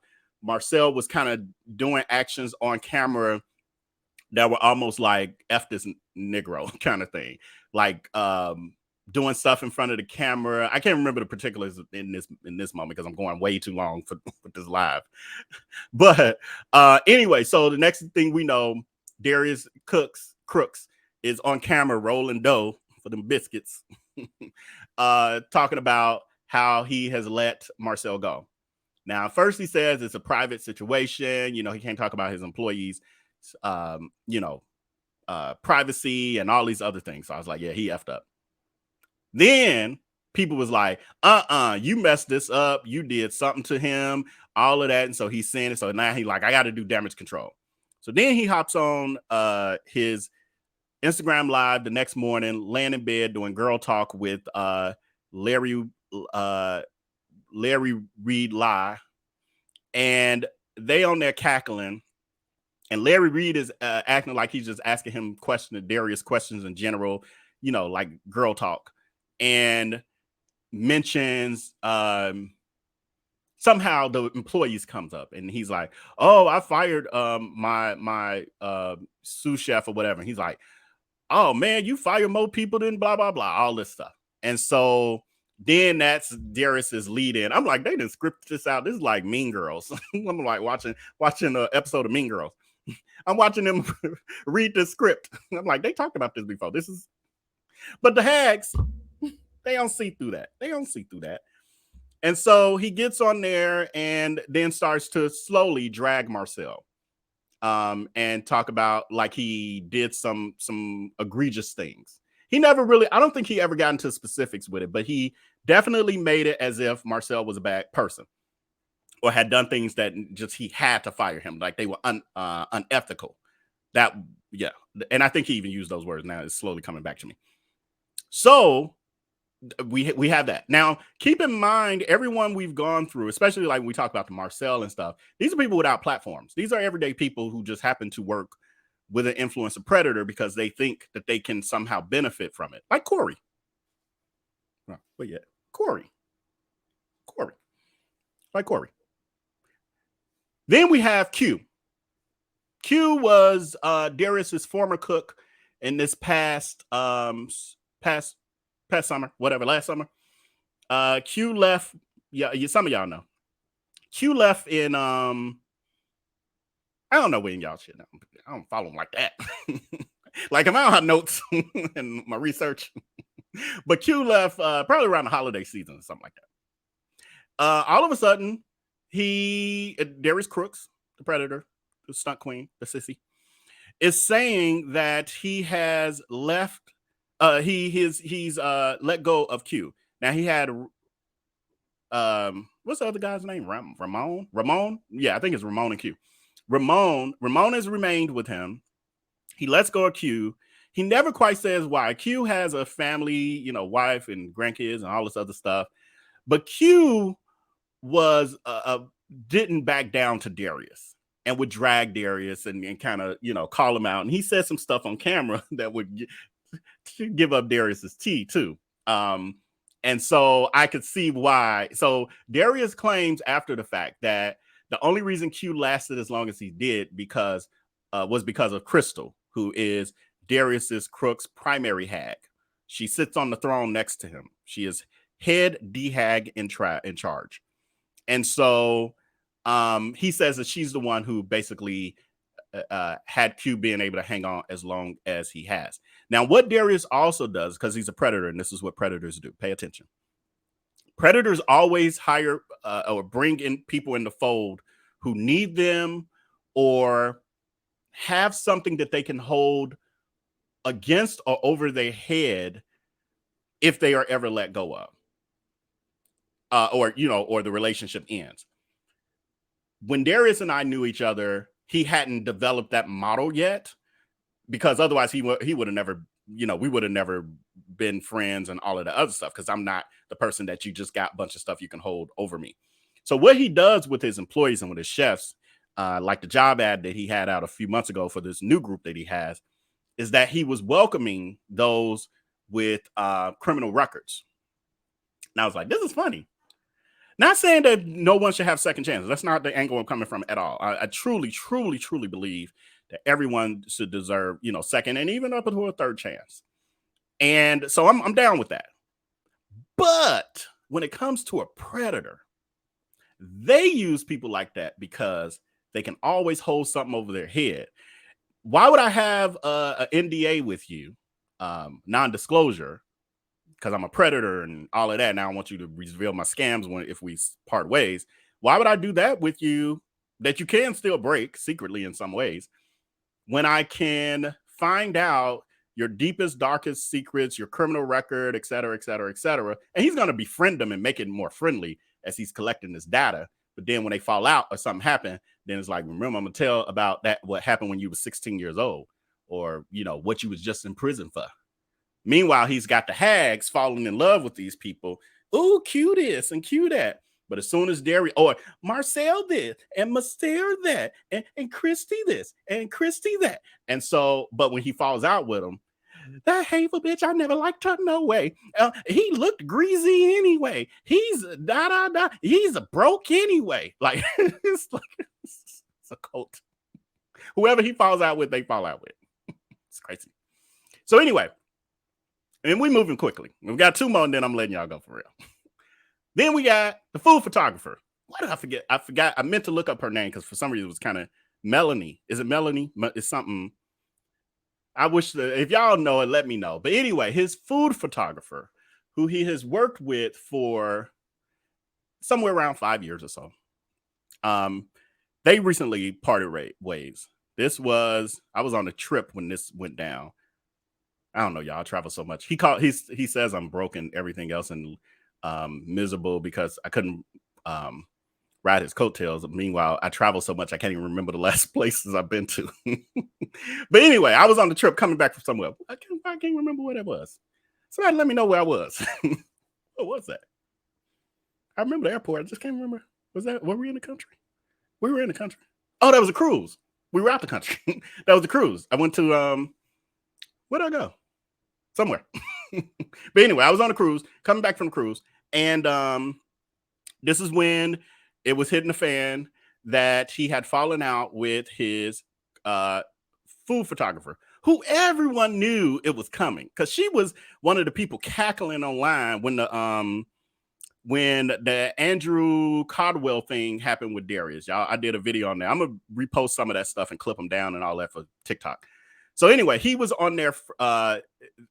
She was on that video cackling in the background like, ha, ha, ha, I always get paid by him. Ha, ha, ha, ha, ha, ha. And everything Darius said, ha, ha, ha, ha, ha, ha. And I was like, your turn coming. Ha, ha, ha. Your turn coming. Ha, ha, ha. You looks like an idiot. Ha, ha, ha, ha. So fast forward months later, all of a sudden she's not around. And everybody's asking in these live streams, because you know, the hags, flying monkeys, they fall in love with everybody he fall in love with, or everyone that he, you know, is around. They're part of the cast. And so everybody loving her. And then all of a sudden, she stops showing up. And the wings stop flapping as much. And then they like, where's she at? Where's she at? Where's she at? And he's like, oh, she's sending staff, you know, she's working for Pinky. Oh shit, I forgot to put her on here. Pinky, slutty vegan, y'all. Why he come after her too? He owned his, oh God, y'all, we could do this for like another 4, 5, 6 hours. Pinky, slutty vegan, who's doing very well now, food in supermarkets across the country and all kind of great stuff. Multiple restaurants, food trucks, all that. All the stuff he wanted to be. And he could have been. I'm not taking, again, I'm going to always speak truth to it. Darius had the capacity to be that. It's the predatory sociopathic behavior, the mental disorder that he has that got in the way of it all, because he feels like he can run all this. But, well, he's a predator. Let's start there. He's a sociopath. Let's start there. But then, you know, when you get past those mental deficiencies, then we get to the point of the fact that he he thinks he knows everything. So he doesn't have the ability to work with other people and build a team that can help him grow even more. All that good stuff. Anyway, so Pinky, see, now I can't get off subject. But okay, but this is what I was saying with that. So Pinky, slutty vegan, used to have a restaurant. Her restaurant was on the corner. Their restaurants were by each other. He had Greens and Gravy, and slutty vegan was right on the corner. He calls himself trying to be in competition with her, and he was hating on her and doing hateful things and doing things. So they didn't get along. So like when I just told you about like the Danny Rose kind of stuff, he was doing that kind of level of sneaky, hateful stuff. But again, now he's reviewing Black businesses, you know, Black restaurants. I'm supporting Black businesses. Show me a Black business you've supported besides giving, you know, buying something from them. Show me one that you've helped raise up from the ashes. Just one. Okay, so then So his food photographer ended up starting to work with Slutty Vegan and a lot of other places. And the woman does amazing work. I love her work. I don't love her ethics for dealing with a scammer. And I'm sure she feels that way now that she knows better. So anyway, yeah, Tracy Gold, he got an issue with every successful Black person he got an issue with. Like, he's a hateful person. He's very charismatic, but that's part of the scam. We got more. Yeah, I ain't done. Like, I'm not gonna talk about him tonight, but I'm saying that this is the short list, Tracy. This is a short list. Come back. We work our way through the rest. So so his food photographer, all of a sudden she's not showing, she's not being around as much. She starts to try to send another crew, et cetera, et cetera. So I'm thinking, she's distancing herself from this drama, this stunt queen. So eventually the fallout officially happens. And his version is that they had a conversation. She said something and they disagreed, and she ended up saying stuff that took him there, and he said some things to her that he wouldn't even repeat because she made him come out of character and all of these other things. She hasn't said anything. Because again, she knows the drill because she's been around him for enough years to see what happened to everyone else that fell by the wayside. This is how he operates, and this is how he scares people into submission and being quiet and silencing them. This is the part of the grift.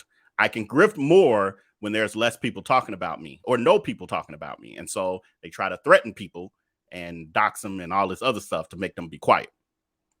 Been there, done that.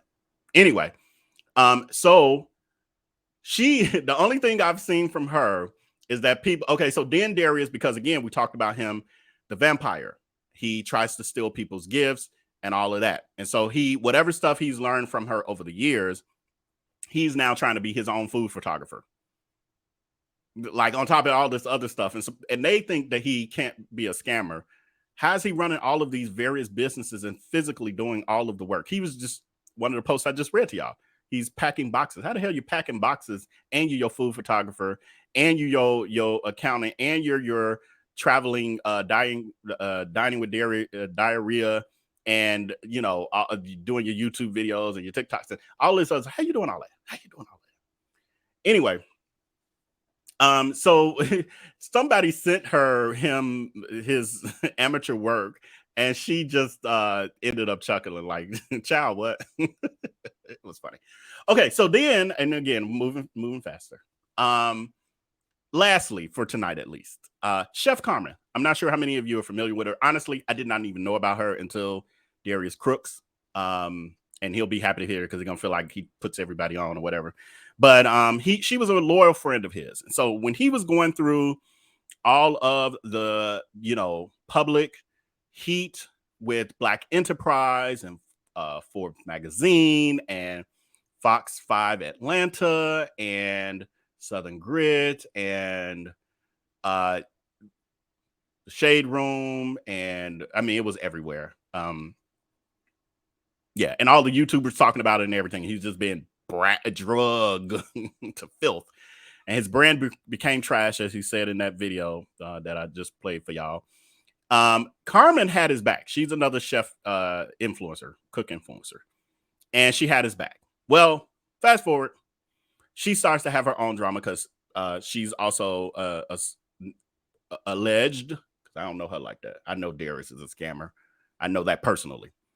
But Carmen is an alleged scammer, Cash App scammer from what they're saying. So anyway, she runs into her own drama. And what happens instead of him returning the favor of protecting her, she protected her favorite scammer. He should in turn protect his alleged scammer friend. That's not how he operates because it's always about him. So when she had her stuff going down, he immediately turned on her and turned it into his content. That's when he started blogging and sitting in front of a mic. And he literally talked about her drama with her girlfriend and ex-business partner and whether or not her house was her house and all these other things. He literally created content on it. And she called him one day and he put her on speakerphone and recorded it. And then and for his audience, for his flying monkeys and D-hags. And then put out he ended up talking about it in a bunch of lives. It was content for him. Surprised he didn't do the t-shirt line and stuff. But that, you know, it takes it to be a certain level of beefing. And Carmen wasn't really beefing with him because she was like, we're real friends. What are you doing to me? Why are you talking about this? Why don't you just not say anything? And so he goes on one day, and I was like, he is just a horrible person. He goes on one day to say, I mean, I'm talking about it because I know I talked to her and had a conversation, and I feel like she told me I could talk about it. Yeah. I think she told me I could talk about it. No, but he was doing it in a very sarcastic way. She hadn't told him she wanted him to keep quiet. He had it on video with her on speakerphone, and I don't think she knew she was on speakerphone. Anyway, and so he's a horrible friend as well. But that's just one example. Just one. So, but there's still a lot of people who hang out with him and all of that. The thing is, as long as you stay a flying monkey and a hag, and everything he does is beautiful, and you don't really, you know, sometimes they be like, oh, Darius, you need to stop. Don't be going back and forth with them. Oh, Darius, you crazy, blah, blah, blah. He can take that. That's okay. But if you be like, dude, this is not okay. You're really acting like a predator. You know, the way you're doing this or that is not good. He's all bets are off. You're gone. He claims that he's okay with being held accountable, but we have plenty of proof that contradicts that. So anyway, I have gone on and on. This was not planned. I was only going to do a good hour and a half, 2 hours. I knew I had too many topics, but this is on my hot. It's on my hot. Because Corey, you brought this out on my hot. And so you've been warned. I mean, it's up to you. This is how you're going to be looking later, though.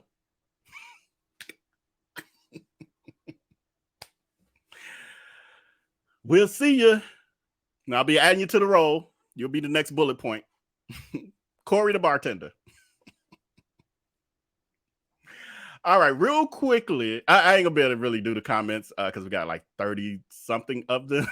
So I don't want to hold y'all. I don't know. Sometimes people have these long lives. I can get through. Okay, y'all let me know. We got 32 comments.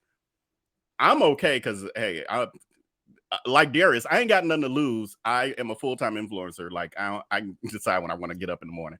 So if y'all want me to read the 32 comments, say yes. If not, just say good night, and then I'll wrap us up. And the majority wins. I'm good with reading the comments though. I'm good. I don't know. I got energy right now. Say I'm with you. Not next bullet. Yeah, he's gonna be the next bullet point. Okay, I think I'm seeing more yeses. Oh, okay. All right, y'all with me? All right. I know because people on different you know, I'm so in my head mentally, I'm always on East Coast time because I go between time zones. So I'm always thinking, what time is it? Where? First of all, I was just about to say, where am I? like what time zone am I in? Okay. Yeah, because it's like 12:22 East Coast time. Okay, so you know, if you had to go to bed, watch the rest of this live, and I am gonna timestamp it like I did the other live. So listen, if you can hang. If you can't, good night. I love y'all, and I'll see you tomorrow. I don't know what we're gonna talk about yet. We'll do a little bit of some stuff related to Darius Crooks, but okay, let me take since we're just reading comments about Crooks, we put that back up. I think that's very appropriate for this segment. All right, let's get through these comments, and then when this is done, I'm done. Vanessa says, did you see Darius throw his hands up at the manager because he was on the phone? I didn't notice that nuance, but I did star your comment because I am going to look at those sort of things as well. If you understand body language, I just think if you're human, you can tell when someone's being condescending and all of that. It was just all in the body language. Now he will plead ignorance and act like he even went back and did a video and he watched it with his audience saying, I know what y'all saying, because there was a lot of people calling him out about it. And he's like, I know what y'all saying, but I don't see it. Like, y'all tell me, like, if I was wrong, let me know. He tries to play like he really cares when he doesn't. I feel like I had another comment that was related to that. Oh, maybe I never added it in. Okay, back to the comments. Says he has a lot of nerves. I went to his restaurant here in Chicago. I drove all the way from the South Side only to arrive with a we are sold out of food, and there is a full restaurant. Yeah, so this, and that's the irony for of all of this for me, is that he presents himself like this perfect entrepreneur, where, you know, I would respect him more in the whole situation more if he was honest about that part of it, like the struggles. He will only talk about the struggles when he can turn it into, and look how great I am now. I used to do these Dining with Darius events by myself, and now I got a team, but I could still do it by myself. Like, but talk about the real struggle of being able to do it by yourself. Talk about the struggle of opening up these restaurants when you couldn't afford to pay the interior designer and contractor. So you scammed them or floated them for a year or so until 2 days before the lawsuit, the hearing for the lawsuit, because you ain't had the money really or whatever. You was robbing Peter to pay Paul, like whatever that truth is, instead of this perfect scenario that you keep painting that makes you so great at doing master classes because you have all the answers when you, yeah. Chocolate 82467, but he said he was going to carry out, so why would he need a tray? To me, that was a level of being a little difficult, considering the situation and considering it was a food court. Which means, because Juanito even says in the clip, he, like, some of the pieces of what he was saying was really low, but he was like, oh, I thought you was going to bring back your other tray. Because there's like trays all over, and Juanito just went and grabbed one of the trays from a stack, I think, out in the open. Don't even look like he grabbed like a clean tray. Like, Or it looked like they were just, I don't know, centrally located community trays or whatever. So, yeah. Being difficult, but you know, I don't see how nobody should have an issue with anything he did. He's lying, snorting and lying. Right. I've had a new waitress and she was so nervous. I told her not to worry. She's doing a great job, and I'm very patient person. Yeah, I think many of us have had those sort of situations, and because of the fact that I have had literally, at one point I was counting, I've had like 20 something jobs since I was a teenager, like just through my life. And so I have had a lot of I'm new, I don't really understand what's happening here experiences. So I have a level of grace and patience that I offer, even if it's a situation where I'm like, oh, not today, I just want my stuff, but I don't give that energy, and I just adjust my expectations. But yeah. And again, based on what he was doing, the proper thing to have done was either call ahead to make arrangements, or at least give them a heads up you're coming, or when Juanito, the manager, he knew that was the manager walking away, and Juanito was like, that's the guy who knows what's happening here. All of the rest of us are new. Why not wait? Why not say, okay, well, I'm gonna come back and order from y'all when he come back? Because Crooks ended up going to the other restaurants within there. It was a food court. It wasn't like he couldn't do nothing else, because that's exactly what he did. When after he ordered, he then did the empanadas, and then he did the grilled cheese place. He did the rolled ice after as a dessert. So why didn't you just do that? Like, as a level, why put this pressure on this person who just started 3 days ago, who's obviously showing you on so many levels they're just not well trained, and not well aware of, what's really happening there. But that's when you care about people. That's when you have a soul. What bariatric patient orders that much food? I'm still trying to figure that out, because he eats more than I eat. And I'm not a bariatric patient. And he had nerve enough to try to call me fat. I got a whole video for that too. Because he calls himself trying to read me. I have bad skin. My hair is, I need to let it go. I'm balding. I'm supposedly obese. I need hip. My my hip area needs to be reduced and all of these things. And I'm like, dude, you're literally calling out yourself. I'm literally going to play clips of you as you call yourself reading me because it all applies to you. What? You're an idiot. You're doing too much. Slow down.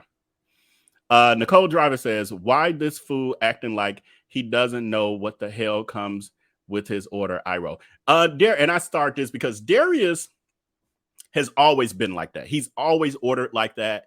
Going to Popeyes, he's gonna be like, fried, my crispy chicken, lightly fried my crispy chicken. So like, well, you just want the regular thing, right? Like he's always been like that. Always. He thought he was a food expert before he was even in, before social media or influencing and all of that existed. He acted like that. Kingdom Girl says, how could he possibly have time to be harassing this young man when folks are still out here waiting on pots and pans? I'm asking the same question. Now, and then all of a sudden it's drop everything and let me get out stuff for this discount that I'm offering. And that's the other thing. I had it in that video, I think, that we just watched, where, he's giving 60% off sales because his markup is so high. That's how he can discount it so deeply. His markup is like 200 to 400%, 600% in some cases. So when he giving you a little 60% off, like you're getting closer to a reasonable markup. That's why he's able to do that. There, whatever. That's y'all money. The scamming sissified stunt queen. Oh, I like that. Scamming sissified stunt queen. That might be one of the title of the video where I replay him trying to read me. That server was very accommodating. I think so too, considering the circumstances. Was it perfect service? Not at all. Not at all. On so many levels. Yes, but again, it takes training to be able to finagle and navigate some of that. And I don't think, and I know that wasn't given. I could just see.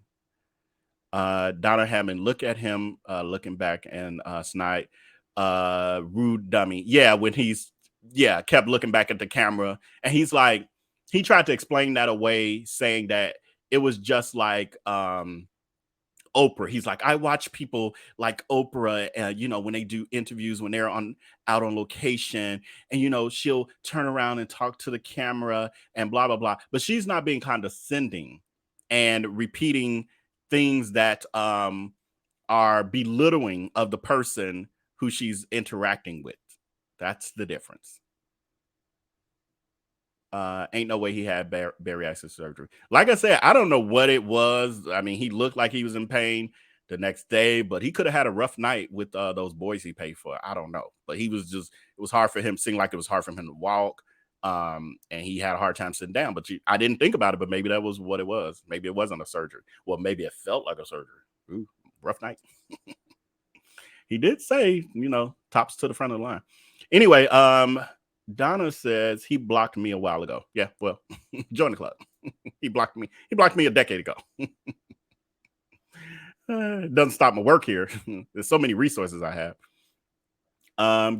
Gilda says the best food spot is actually good, and they get a lot of good comments, so he didn't stop nothing. That's good. I'm really glad to hear that, Gilda, that he did not harm that restaurant's business. Just unfortunately, he harmed Juanito's employment.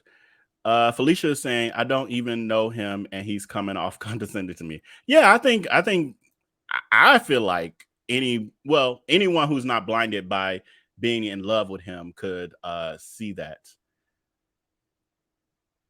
Hagation, yes. That might be one of our new words. I might do a t-shirt. Hagation. Oh yes, these flying monkeys. I remember. He ran out an entire menu of food. Oh, you're talking about his Chicago restaurant. Yeah. That restaurant, none of his restaurants will run well. And they all had health and sanitary violations. From what I'm hearing, well, I do know that he had violations. I got so much stuff, and some of it's so old now. It's yeah, it's a lot to dig through. But I do have the failed health inspections from Greens and Gravy, and from what I was hearing, and I just wasn't able to validate it, but from what I was hearing, he, even if they hadn't taken his business license in Georgia for that restaurant, he was going to lose the license because it was, the violations were just so absurd. So he was on that track of getting it closed down for that reason. Because that was at that point he had fired Christy. Marlena saying he called the man Miss Mamas. Yeah, I thought that was hilarious too.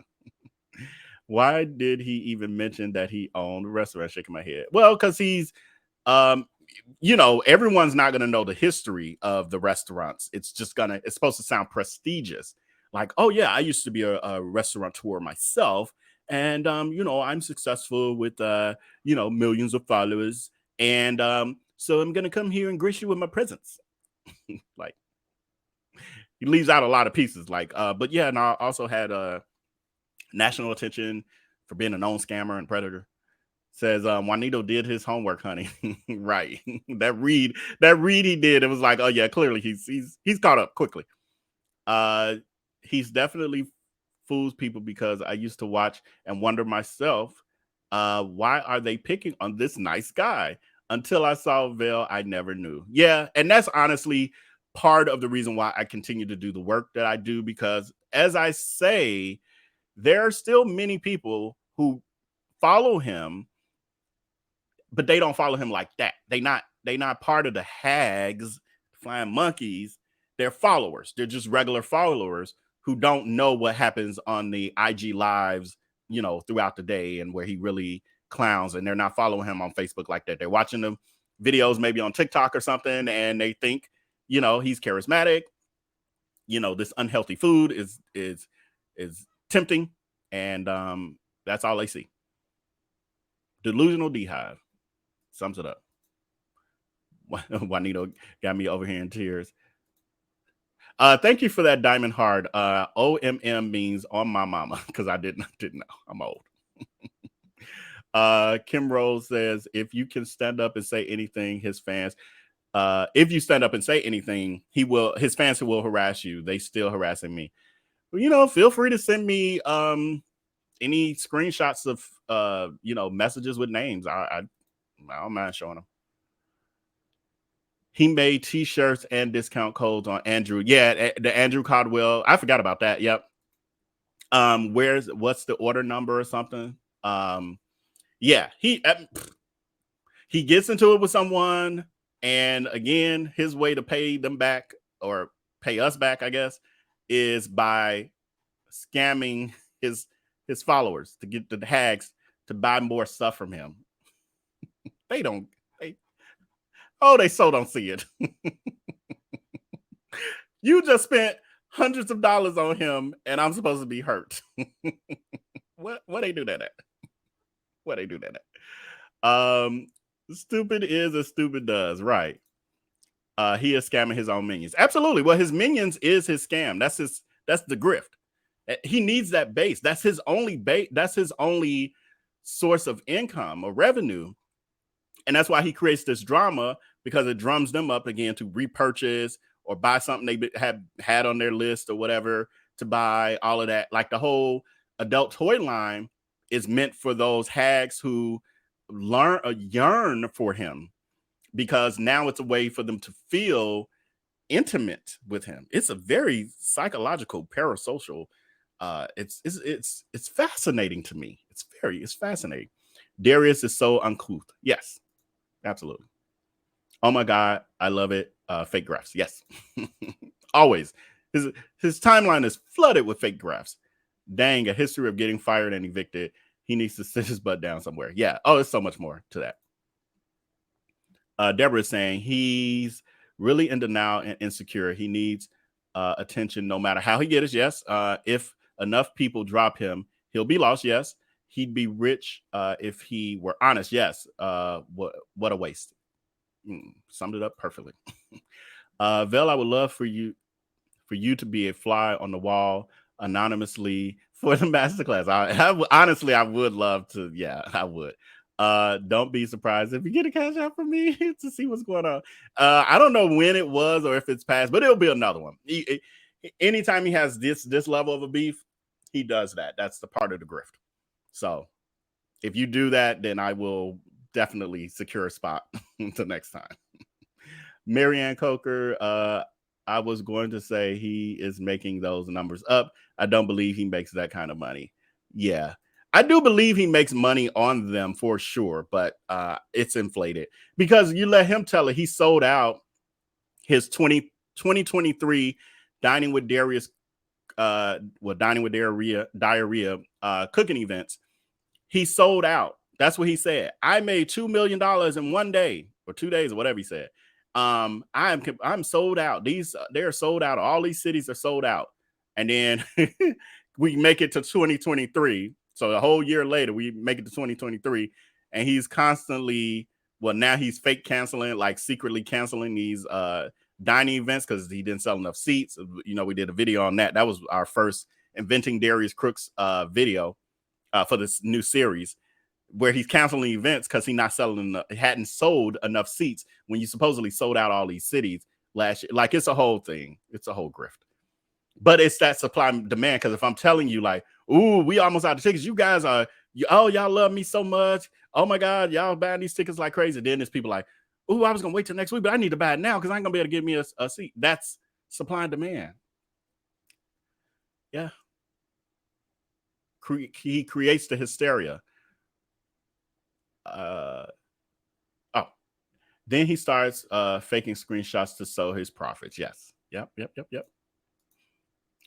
I heard someone say they took the master class and he had before, and all he did was lay in bed and talk about himself. That sounds about right. And okay, the master. So, oh my God, Jesus.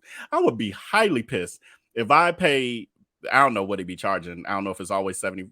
I think it ranges a little bit, but it's somewhere between $50 and $75. But I'd be damned if I pay you that money and then you laying in the bed calling yourself teaching me about business. First of all, get out of goddamn bed because that's not business-like. Okay, I'm just do the because there was a couple more recent comments I just saw over live. I was trying to bring them up. Jesus, y'all got these. I mean, I ain't complaining, but so many comments. I'm gonna enjoy watching this back and catching up on whichever ones I kind of missed.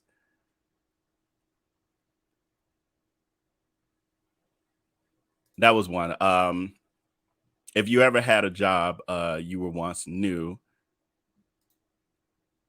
Yeah, and so he's projecting his insecurities on you. Yes. So his I laugh at those his reading sessions because every once in a while, you know, I would come up, even when I wasn't saying nothing. I would come up and all of his stuff was just delusional. Oh, he mad because they treated him the way he treats his customers like an ass. Right, exactly. Hey, Marva. So that is all I have for you this evening. I can't believe we just did 3 hours and 20 seconds. Is this our longest live? No, I think we've done 3 hours before, 3.5 hours before. But anyway, I thank all of you for being with me. And we've stayed near 200 people the entire time. So I really appreciate that.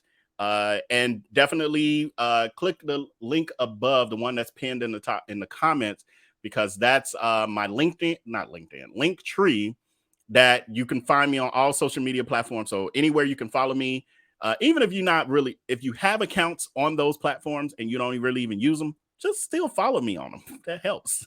So click on that and it'll, gives you the YouTube pages, the Twitters, the TikToks, all of it.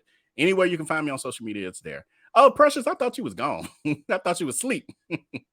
Thank you so much to my moderators on the front end and the back end. Alice Blessed Child of God, Donna Hammond. We've been on here so long that I'm probably going to miss anybody who was more towards the beginning and might be gone now. Rachel, thank you.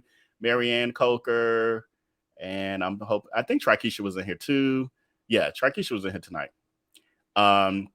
Don Smart, I don't think I said Don Smart. And all the rest of you, I really, really appreciate you. And I will be back tomorrow, so I will commit. Last night I was a little nervous because I was like, I haven't been live in a while. I don't know if I'm feel too drained. Obviously, I didn't because we did 3.5 hours. But anyway, I will see y'all tomorrow. It'll be either 7 or 8, but I'm a programmer. So make sure you're following me because I always send out the notifications. Make sure you're following me, and I'll send out the notification when I wake up and narrow down the best time to go live tomorrow. But it'll be around 7 or 8 Central. All right. With that, have a great night. Thank y'all. Love y'all. Thank you for your support. And until next time, peace.